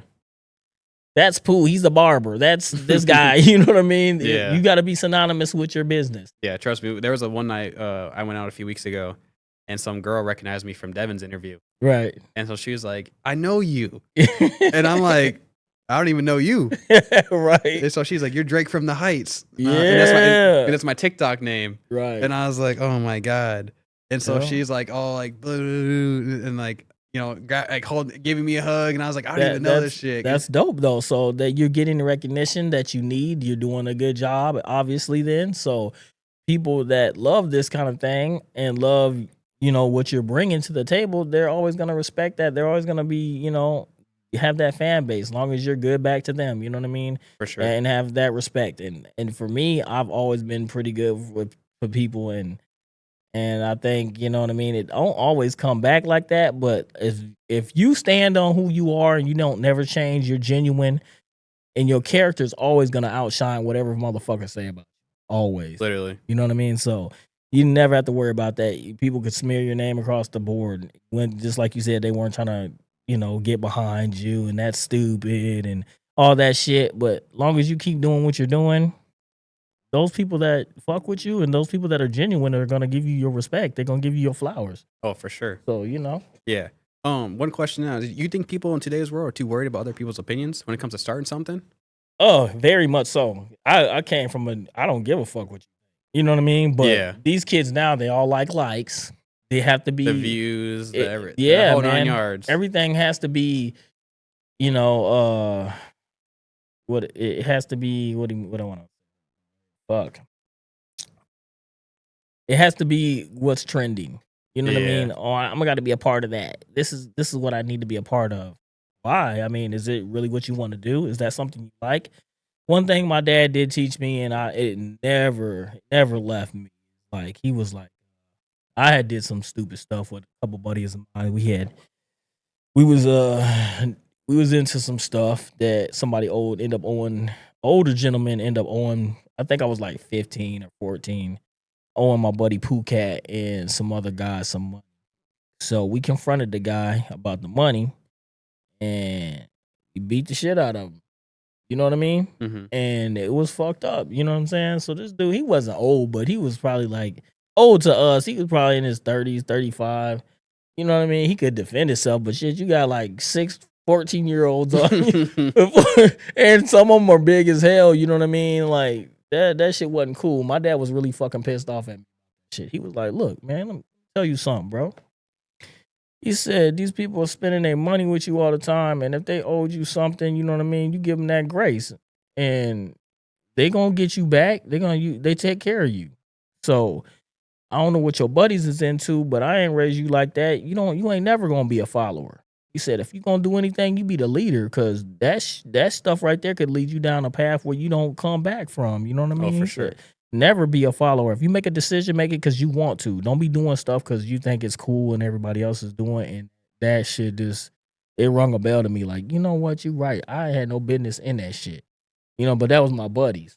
Mhm. And then your buddies fighting, you fighting. It was just dumb, and it was for a dumb reason. But Yeah. my ideology then was in the streets, Mhm. so there was different rules. If they getting down, you getting down. There ain't no, we ain't doing it. You know what I'm saying? Yeah. So There's no conversation. It's so just- that's just how you moved. But now as an adult, I was a kid. That was just shit. But those are the kind of mistakes you make. But once you know better, you do better, right? for But sure. Oh, absolutely. yeah, my pops was. That's one thing. He's never be a follower. So these kids, they got to learn how to have their own direction. Stop following everybody else. Yeah. I know. Yeah. Like, I remember we did it's like, even like, I'm not gonna say the person's name because I grew up with them, but we did our first live, and like, I'm nervous. Like, we used to do this sunglass niche, whatever. We just wanted to grab people's attention. Right. So we were just trying to like look at people's other podcasts to figure out like what were they doing to grab their attention, and to like what they were doing, what they weren't doing. So I was like, you know what? I was like, fuck it, let's wear sunglasses. So obviously during that time we had 3 people, and we went live, and I'll never forget this comment. And it was someone I grew up with, went to high school with, the whole 9 yards, And it's just you think people are your friends until they, you try to start something, and then it's like, oh, that's stupid. Right. And so then it's like, so we start the live, we start seeing people join in, whatever. And then, when you go in my house, I converted my basement into a podcast studio. Right. And so I have like our chairs, I have a big old TV in front of us so we can see everything. And so we had the live stream pulled up so we can see all the comments and everything like that. And so I see the guy pull in. Right. And his first comment, he's like, "Why are you guys wearing sunglasses?" And then we explained to him, like, oh, like there's a big old light in front of us. It's one that's blaring in our eyes, and like like obviously it's dark downstairs, and it just hurts our eyes. So that's also the reason why we wore our sunglasses. Right. And his next comment was, "Grow up." And I was just like, what was that supposed to mean? that's what I was just like, what do you mean? Like, I'm 30 years old with 3 kids. Like, I'm basically grown. Like, Right. And so I read that comment, and it just stuck with me. And it's just like, the funny thing is now he's asking to be on it. Mm. Well, this is what I think about things like that. They're said out of, first of all. Yeah. You know what I mean? They're just too scared to do what you're doing. Yeah, exactly. They're scared to do what you're They doing. want to do what they're doing. And they don't want you to accelerate or succeed at what you're doing, because y'all come from the same grounding, the same kind of cloth, same kind of background. Everything. And so when they see you start doing something, the hate comes out. Oh, yeah. Oh, how did he get here and he's not smarter than me? Or how did he get here and he's not stronger than me? Or he wasn't as good looking as me. How did he get that? Mhm. You know what I mean? And your peers are always gonna be like that when the shit just, man, I see it a lot. I see a lot. I tell you, once I saw that comment, I remember telling my mom, I was like, I'm never going back. I was like, I'm not going back. I was like, that one comment, like Michael Jordan said, I took it personal. Right. Because it came from that one person. I grew up with you. I'm like 20. I'm with that one person like 20 years. Man, deep. it's crazy because I had a post on my Instagram that this dude, it was like, I posted a picture. It was a guy talking about that same thing happening and why people get like that. And it was just dead on, spot on. I was like, that's crazy. But they erased it. So I was like, that's wild, man. But yeah, people, they don't want to see you do better than them. That's, yeah. You know what I mean? Because they're doing the same thing, or they wanted to do the same thing. They were scared to jump out there and do it. Or they are doing the same thing and they feel like you already got a foothold on it. And man, listen, I'll be telling people this all the time here. There's 85,000 people in Sioux City. I don't care who's cutting hair. I'm still gonna get to it. Yeah, I'm still gonna wait the next day. And you gotta out hustle me. And sometimes people might out hustle me for a day or two, a week, a month. I don't give a shit. I'm just gonna keep doing it. I don't want nothing you got, you know what I mean? And I'm not seeking it after anything. I want you to do the best. I'm not in competition with anybody. I just do me, you know what I mean? And some people just get that if you're doing stuff and you're succeeding, they get the wrong idea, and it just causes a lot of friction like that for no reason. Oh yeah. Because you don't have to have that in your heart. You know what I mean? But a lot of people do, or they reflect things and I don't know. They just take it out of context, and they don't need it to be like that. There's enough people out here for everybody to get it. We just been poisoned by society to make Oh it yeah. think like there's only so much. Yeah. And that's like one thing I've kind of realized even starting this is it's like, you know, that's the part where it's like when I started it, I was like, you know, what do I really have to lose? Right. Like, what do I really have to lose? Like, you know, I got the right. Even when I first started this, my buddy Zay, shout out to Crisis. He told me he told me word for word. He was like, I promise you, once you start this, you're gonna see who's really down for you and who's really not down for you. Man, facts. And I was like, well, what do you mean by that? Like, I'm Drake Williams. Everyone likes me. And I was like, everyone, like, you know, I was like, every time I go downtown, everyone gives me a hug and Right. says like, what's up, man? Like, how's you know? Yeah, and that is like, I mean, I think they do it for a while. Then, like you said, once you start getting some kind of notoriety, that might go away. I don't know. Like when I was doing the bad stuff, fucking, there was a million motherfuckers that was Everyone Yeah. loved you, trust me. I know. Yeah. Yeah. And I mean, like when I went away and I came back home and it's like, oh yeah, that dude, he used to be the man. I heard a couple motherfuckers say that. I was like, damn, that's crazy. You know what I mean? Like I was not even trying to be the man. I actually was just trying to take care of my family. If you really knew, Yeah. you know what I mean? It wasn't about me trying to do whatever. I never even tried to showcase that shit like that. There's like times I could have had enough money that I could have just bought a fucking Lamborghini. I'm not even bullshit. And it's not no bullshit ass stories. It's just I'm just talking the shit that you know what For is sure. real. Yeah. You know what I mean? So it's like yeah, people love you when you're up, but they hate Yeah, you too. as soon But as you get down, as soon as you get down, they'll try to fucking twist on you. they're But like, oh, you know what I mean? That's even like we're starting this. Like, you know, I'm telling you, like I told before we even had this conversation, I promise you to the people, like we just had this talk Right. before we even had it. We got into the subject where it's like, you know, people don't want, you know, as soon as you start, we're like, you know, they have that, oh, shit. oh yeah, And then like once they start seeing like the growth, I'm telling you, once we start hitting like those views on like YouTube, TikTok, I'm telling you, people message me. I changed my number because of it.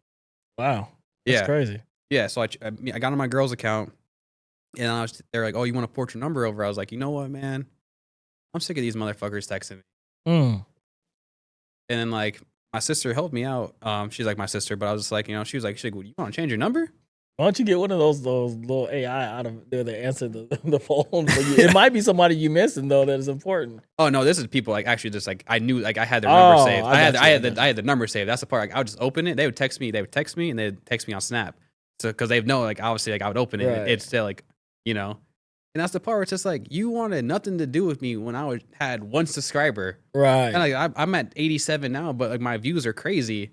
Yeah, no, And that's the part where it's like you see that they're like, oh shit, and you know, they're trying to send me ideas. They're trying to do this. It's like everybody wants to infringe on your shit Yeah. once you get to a certain level. I mean, yeah, I get that, man.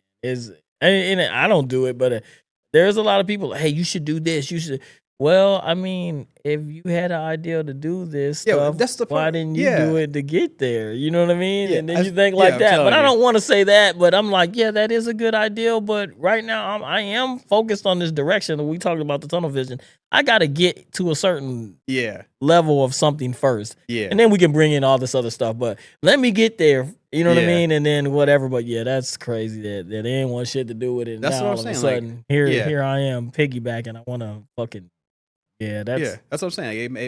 It was just weird because I was like, I'd ask people like, "Oh, you want to be on the pod?" Like, you know, I'd love to sit down and have a conversation with Right. you, and they'd be like, yeah, I don't know about that." You know, like, but as soon as we start dropping videos, you know, they start seeing the equipment, everything going like that. They're like, "Oh shit," you know, like Damn. now let me try to get on. It's just like, bro, like, Yeah. why did it take you? Like, because the thing is, like, every time I saw you downtown, you always loved me. right. You know, you want to do a shot, you know, we do a shot. You wanted to go obviously do some other activities, we go do Right. that. But then it's just like, you know, once I try to start something and actually obviously like the dog business didn't work out, but it's like, Well, you're changing up on them, and Yeah. it's they see that it's growing. If you change and they stay the same, it's a problem. yeah, It's a fucking problem. But this is what it is. I had people like, man, when I first came out here, there was like people, a lot of dudes that came from me from the north and west side cut their hair. Then I got to hear him talking about, oh, he thinks he high he That's high. the thing. It's like I never. It's not that, bro. I did the square, right? I started doing that because first of all, there'd be dudes lined up in here. I don't want people to start. Then they start talking to people and saying doing stuff. They don't have the discipline to keep themselves, controlled. I didn't like that. That was one thing. And then we were trying to have more of a classier spot. Yeah. And I had Joanna in here, and then Linda, and these girls ain't trying to have you in their face talking about whatever smelling a certain way. So sit down and relax, bro. And so I had to cut that out. And then like people would make appointments and not show up. So I went to the square like, look, you're gonna have to book an appointment. You want your haircut, you can give me a little $10 deposit and show up. You know what I mean? I know. So now I know that you're serious. It's holding you accountable, and it's holding me too. So we both gonna meet here on this end. And it's nothing to that. You hold someone accountable nowadays. It's a bad thing. Yeah, it's a bad You're thing. a hater. You're hating on me. You're talking shit about. No, bro, it's not. This is real shit. You know what I mean? A lot of times I don't even like talking to people about shit like that because I still have the problem where my temper is bad. Yeah, same. You know what I mean? And then I'm gonna start acting stupid. Because that's what I go to. Because it's just they say that's a form of not being intelligent. I've heard that a bunch of times. I heard that from my coworker too. It might be. I don't know, or it just might be a bad learned habit because that's what I'm just used to doing. Yeah. You know what I mean? Like that's just not good. But you get in those modes and where I've been, that's all you know. You know what I mean? Oh, yeah. And that's it's not a good thing. So a lot of time I just don't like the even confront people with that because their mouth is bad. Yeah. They don't understand what can happen, you know what I mean? But I do. When you get in an argument, I know the outcome of some things can get ugly. Yeah. You know what I mean? And you don't want that to happen because I want peace with everybody. You know that's what I mean? saying. That's the part where it's just like, it's like, I love everyone. Man. I love it. I don't have no beef. I don't got beef with you. You. Man. It's like if I see you in public, I'm gonna give you a hug, tell you I love you, and walk away. But it's like, and you try to hold someone accountable, then you're the bad person. It's like, oh, bro, you switched up, you did this. It's like, how am I the bad person for just simply saying? Nobody want to be held accountable. Yeah, that's the part. It's like, how am I the bad person now? I'm just simply just telling you. It's like if I'm doing this, if I'm putting in this much effort, why can't you put in this much effort? Right. So it's like, oh, now it's just like, bro, it's like, no, it's like, that's the part. Even like having that conversation with Kayla, it's just like, obviously, like I didn't want to have that conversation. Right. And that's the part where it's just like, but to be able to have that conversation, where it's like, you know what, you're right. I can't be like, oh, you're wrong. It wasn't even like that. I can't say those words. Right. No doubt. And so that's the part. It's just like, to have that mentality. It's like, you know what, I'm gonna take accountability for this because like I know what it meant to them. Right. We didn't fulfill, and so now we just need to obviously do better going forward.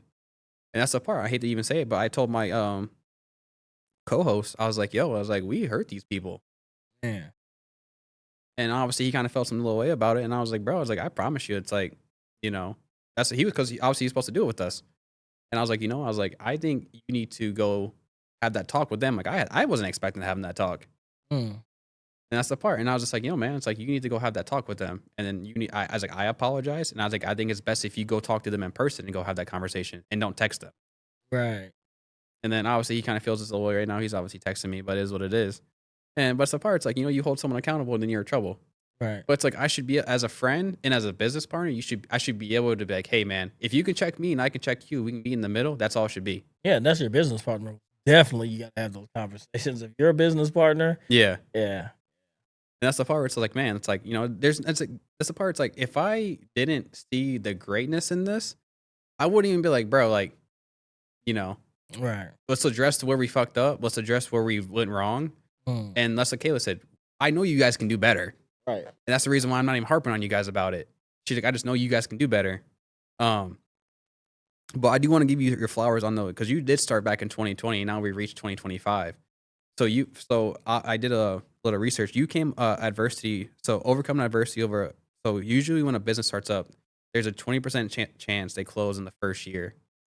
And so now you're in 2025. So how has that been, like, kind of just starting from, because you said when you start something, it takes so long for it to grow. And now we're in You started at 20. You got to be delusional. See, people don't want to be delusional nowadays. You have to be. You got to. Who the hell thinks this shit? You come out here, you're paying rent this high that you're gonna make it. Our client's gonna show up every day. Yeah. Or they're gonna say, but being delusional, faith, and consistency. So belief. You believe you can do it. So that delusional part is the belief. You stay consistent with it, what you're doing, they're gonna show up, man. Yeah. And that's just all you got to do. And especially if you got respect for people and yourself. You know For what I'm saying? If you got respect for people and yourself, you ain't got to worry about nothing. There's going to be people that don't like you. That's cool. They don't have to come here. Literally. You don't like me, you ain't got to come here. You don't fuck with me, you don't fuck with my name. You think I'm some piece of shit, that's fine. And most of the time, people think that because they heard their buddy say that. You know what I mean? And they don't even know you. Because I get my motherfucking jacket off my back for your ass. You know what I mean? Literally. Even when I don't like you. If I seen your ass out there freezing, I'm going to put some damn shoes on your feet and put a jacket on you, bro. Hey, man, you need a ride here? Get home, man. All right. Deuces.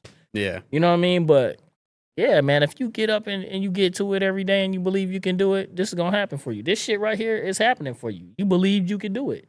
You had to be delusional at some point because you was feeling like, I don't know, man. This dude's talking shit. I don't know if I'm going to do it. So you overcame that. Yeah. I'm telling you, once that one little comment, because I'm telling you, obviously we were doing it, and I was just like, you know, like we would record, and obviously they would go home, and obviously you have that little thought, that little conversation in the head. You know what I'm talking about? Right. You'd be chilling on the couch watching a movie, and then that little conversation just starts happening, and you're just like, all right, hold on.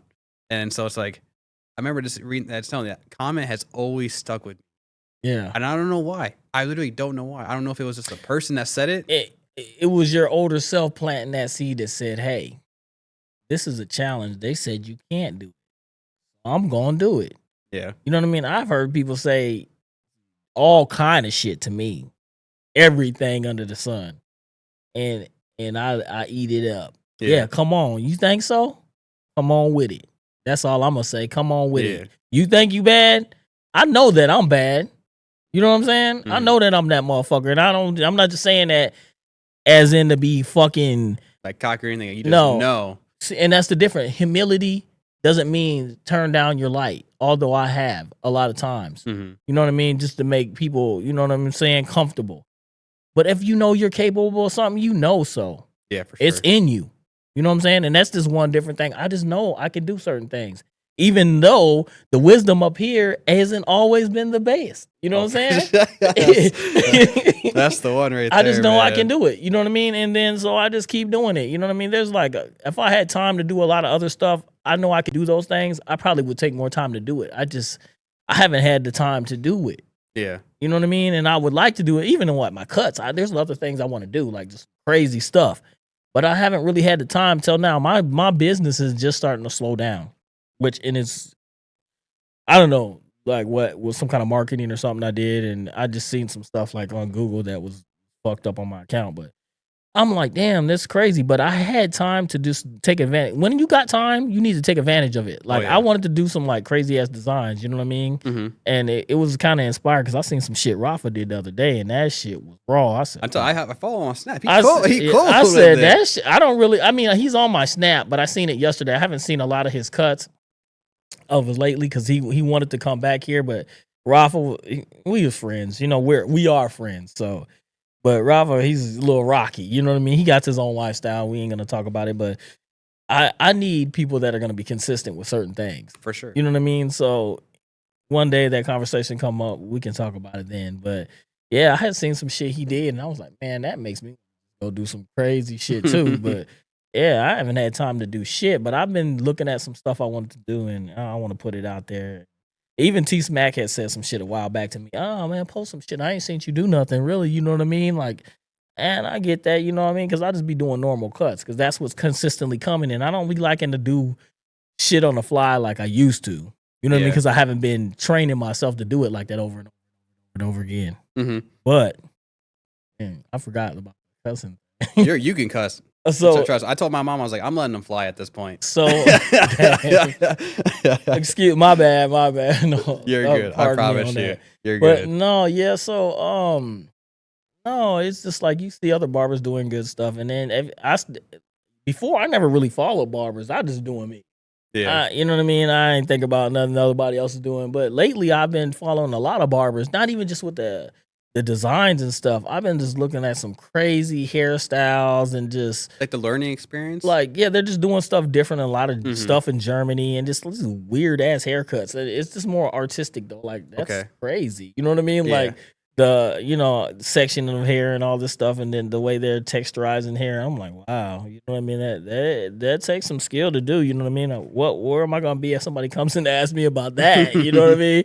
So I'm like, that's a different kind of technique. They might not know how to do all these crazy designs, but they're doing some designs just with the hair. They're Yeah. finessing the texture and the way the hair lays so much. It's just that's intriguing. Yeah. You know what I mean? Like, okay, yeah, you need to switch your game up a little bit. You are Yeah. overall, you can cut everything overall, but you need to learn some of this stuff. I don't even like even to kind of even come follow up that is that even starting this, I started watching females podcast Right. to kind of understand like what makes a female like watch them, Right. like why do like females and males watch them, or like why does this do this, and like because I always used to watch Shannon Sharp, I used to watch Nightcap, Club Shay Shay, and I'd watch Shit and Gigs, Mm-hmm. and so I kind of just watched him, but I was like, and I just remember I was like, I need to switch what I'm watching and understanding like this is a whole different variety of a game. Right. And so it's like I started watching Alexander Cooper and these other chicks, and it's like that, and it's like, I was just like, and I remember I was talking to my mom about it, and she's like, what are you like doing to like learn?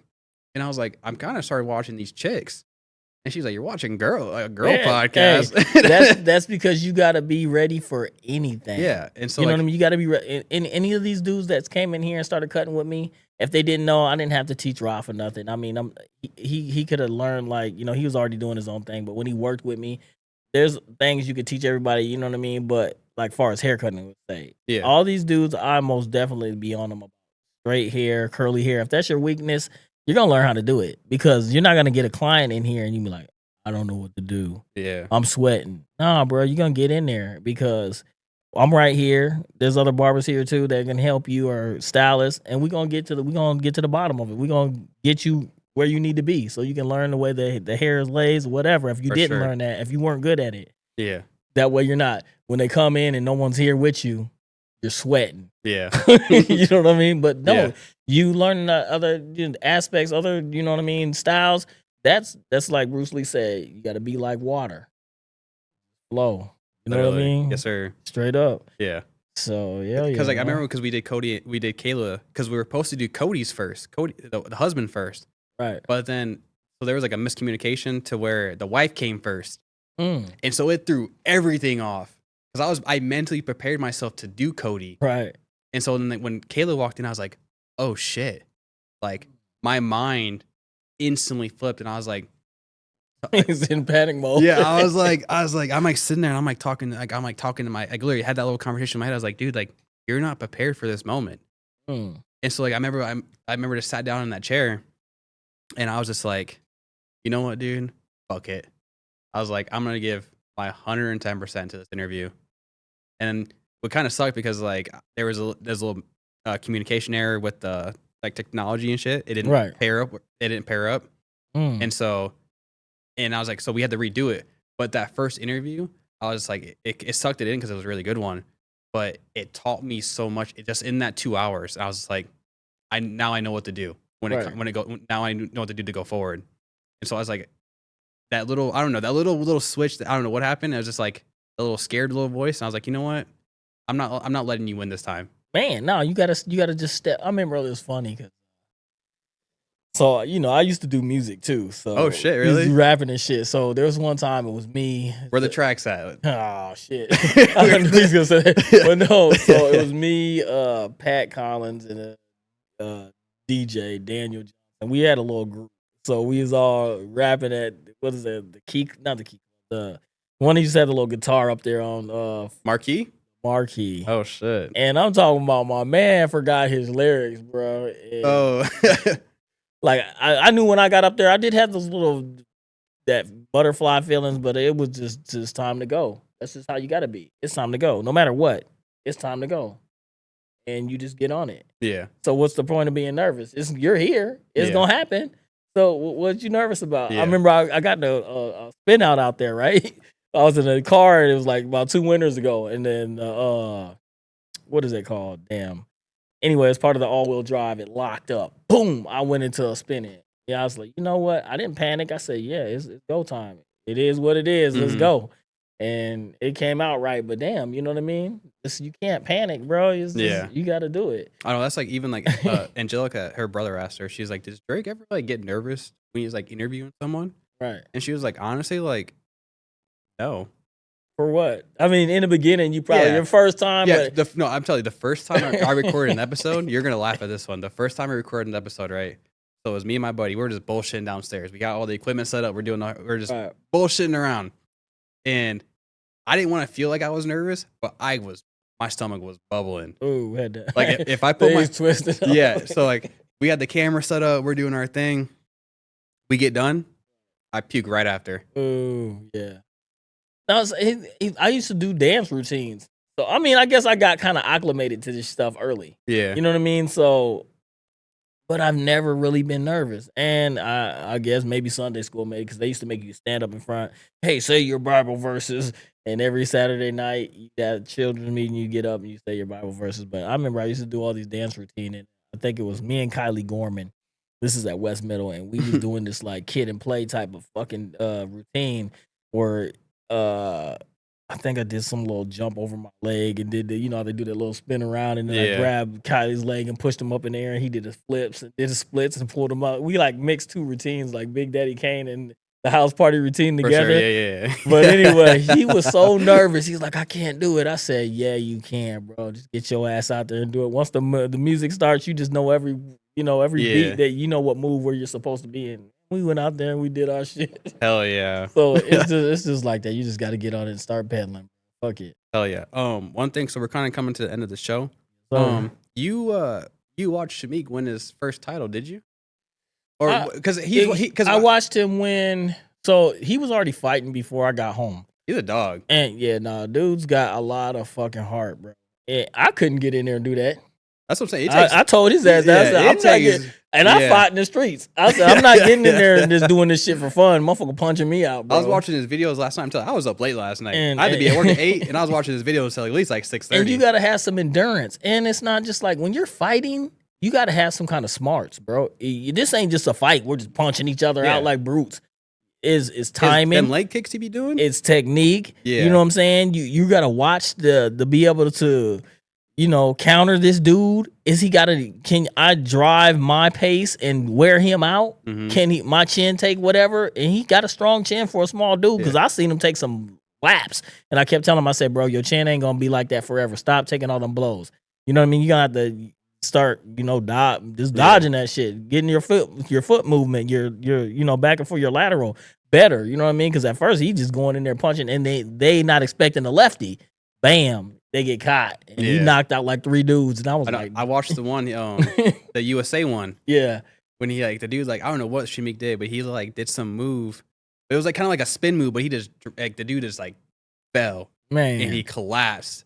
This is crazy. So, I mean, I think he got cheated out of the one in Chicago. And that's not being biased to my kid. That, you just know. Yeah. He was out.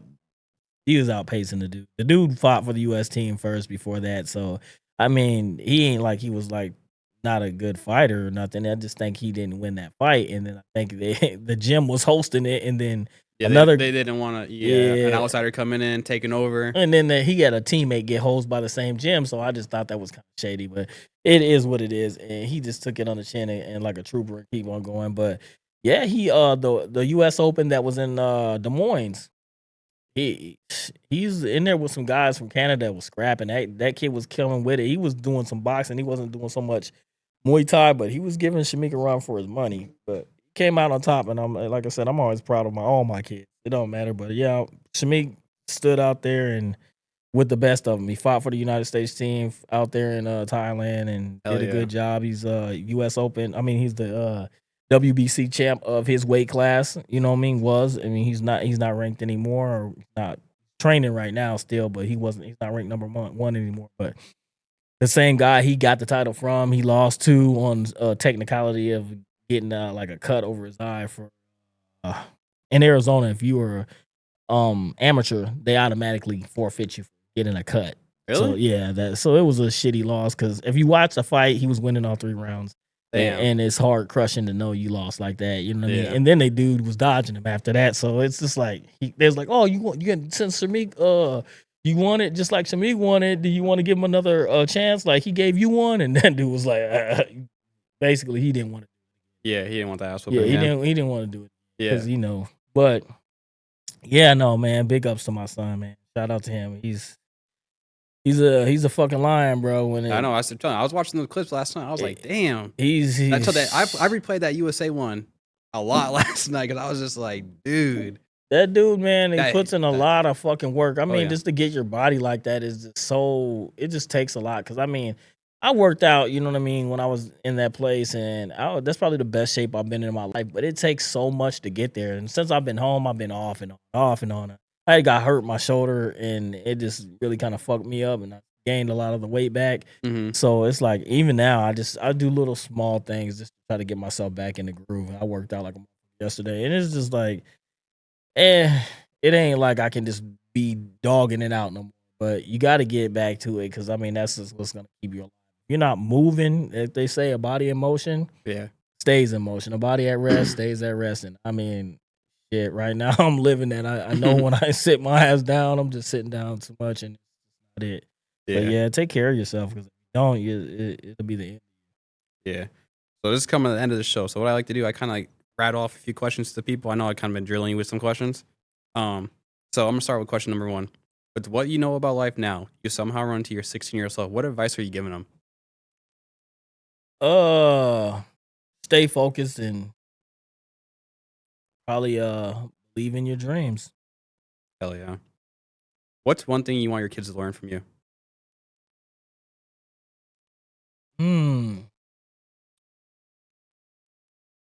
Learn from me. I want them to learn to not make the mistakes, which they already have. Not do the mistakes that I made. And I think I was pretty I stood out as a beacon for them not to do the things I did. They definitely didn't do any of the mistakes I did. Yeah. What's one thing you learned from your kids? That anything's possible. Anything's achievable. Hell yeah.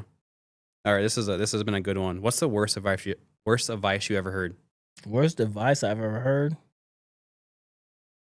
I don't know, man. The worst advice I ever heard was just give up. Dude, just stop. Dude on some dude, I can't remember what it was. I think when Instagram very first on my old Instagram page, I was cutting hair on there. I was showing some of my haircuts on there. And this saying, he must have been, I don't know, he got bitter or something. But this dude was like, man, you suck. Just give up. I was like, damn, that was the first time I ever heard that. It was kind of weird. And normally I don't give a fuck about nothing anybody says, but that kind of hurt my feelings. I was like, what the fuck? Yeah. But I mean, for the instant when I heard it, it was shocking because I've never heard that before. He was like, dude, you fucking suck. Just give up. Whoa. But I was already like, then I was one of the best barbers in Sioux City. But you got to think there's barbers out of town that are fucking killing other people. You know what I mean? There's second to none shit. But you got to understand that they have been doing it for a long time, just prepping it. Not as like talking about long, like as I've been doing it, like cutting hair for a long time.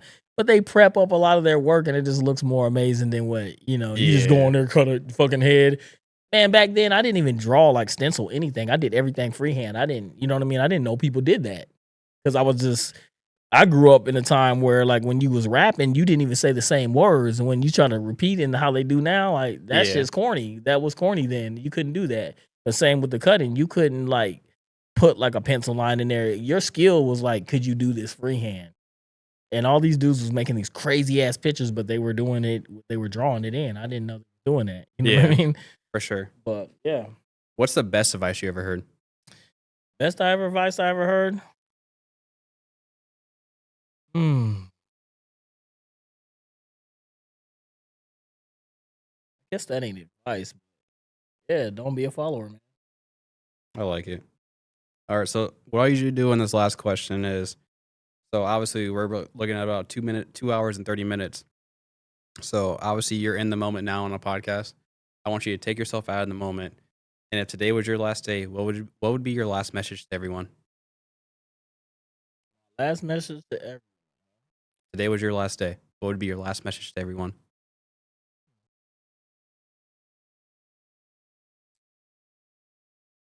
Take me out. Like I tell everyone, take me out of the moment. Take Dylan out of the moment. It's just you, the mic, and the camera.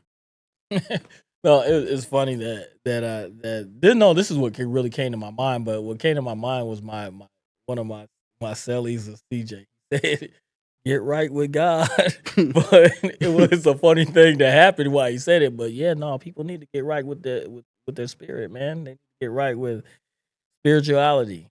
So my last thing would be, yeah, get right with God. Honestly, Get right with God. everybody does because He exists in all of us. So if you're not talking to yourself inside with that wiser you, that God in you, then there's a problem, bro. Because you're just listening to the world and being led by that. You know who leads the world, so. Literally. But yeah, no, they need to get it right. And I'm like I said, I wasn't trying to make that into a thing or anything. You're good. Religious. That's what this like. I'm not like into religion, but spirituality, yeah. Oh yeah. I believe that. So, any little shout? Anything you want to promote? Since we're obviously in the store. Man, I mean, shit, everybody come through and get a cut, get chopped up, grab some gear. You know what I mean?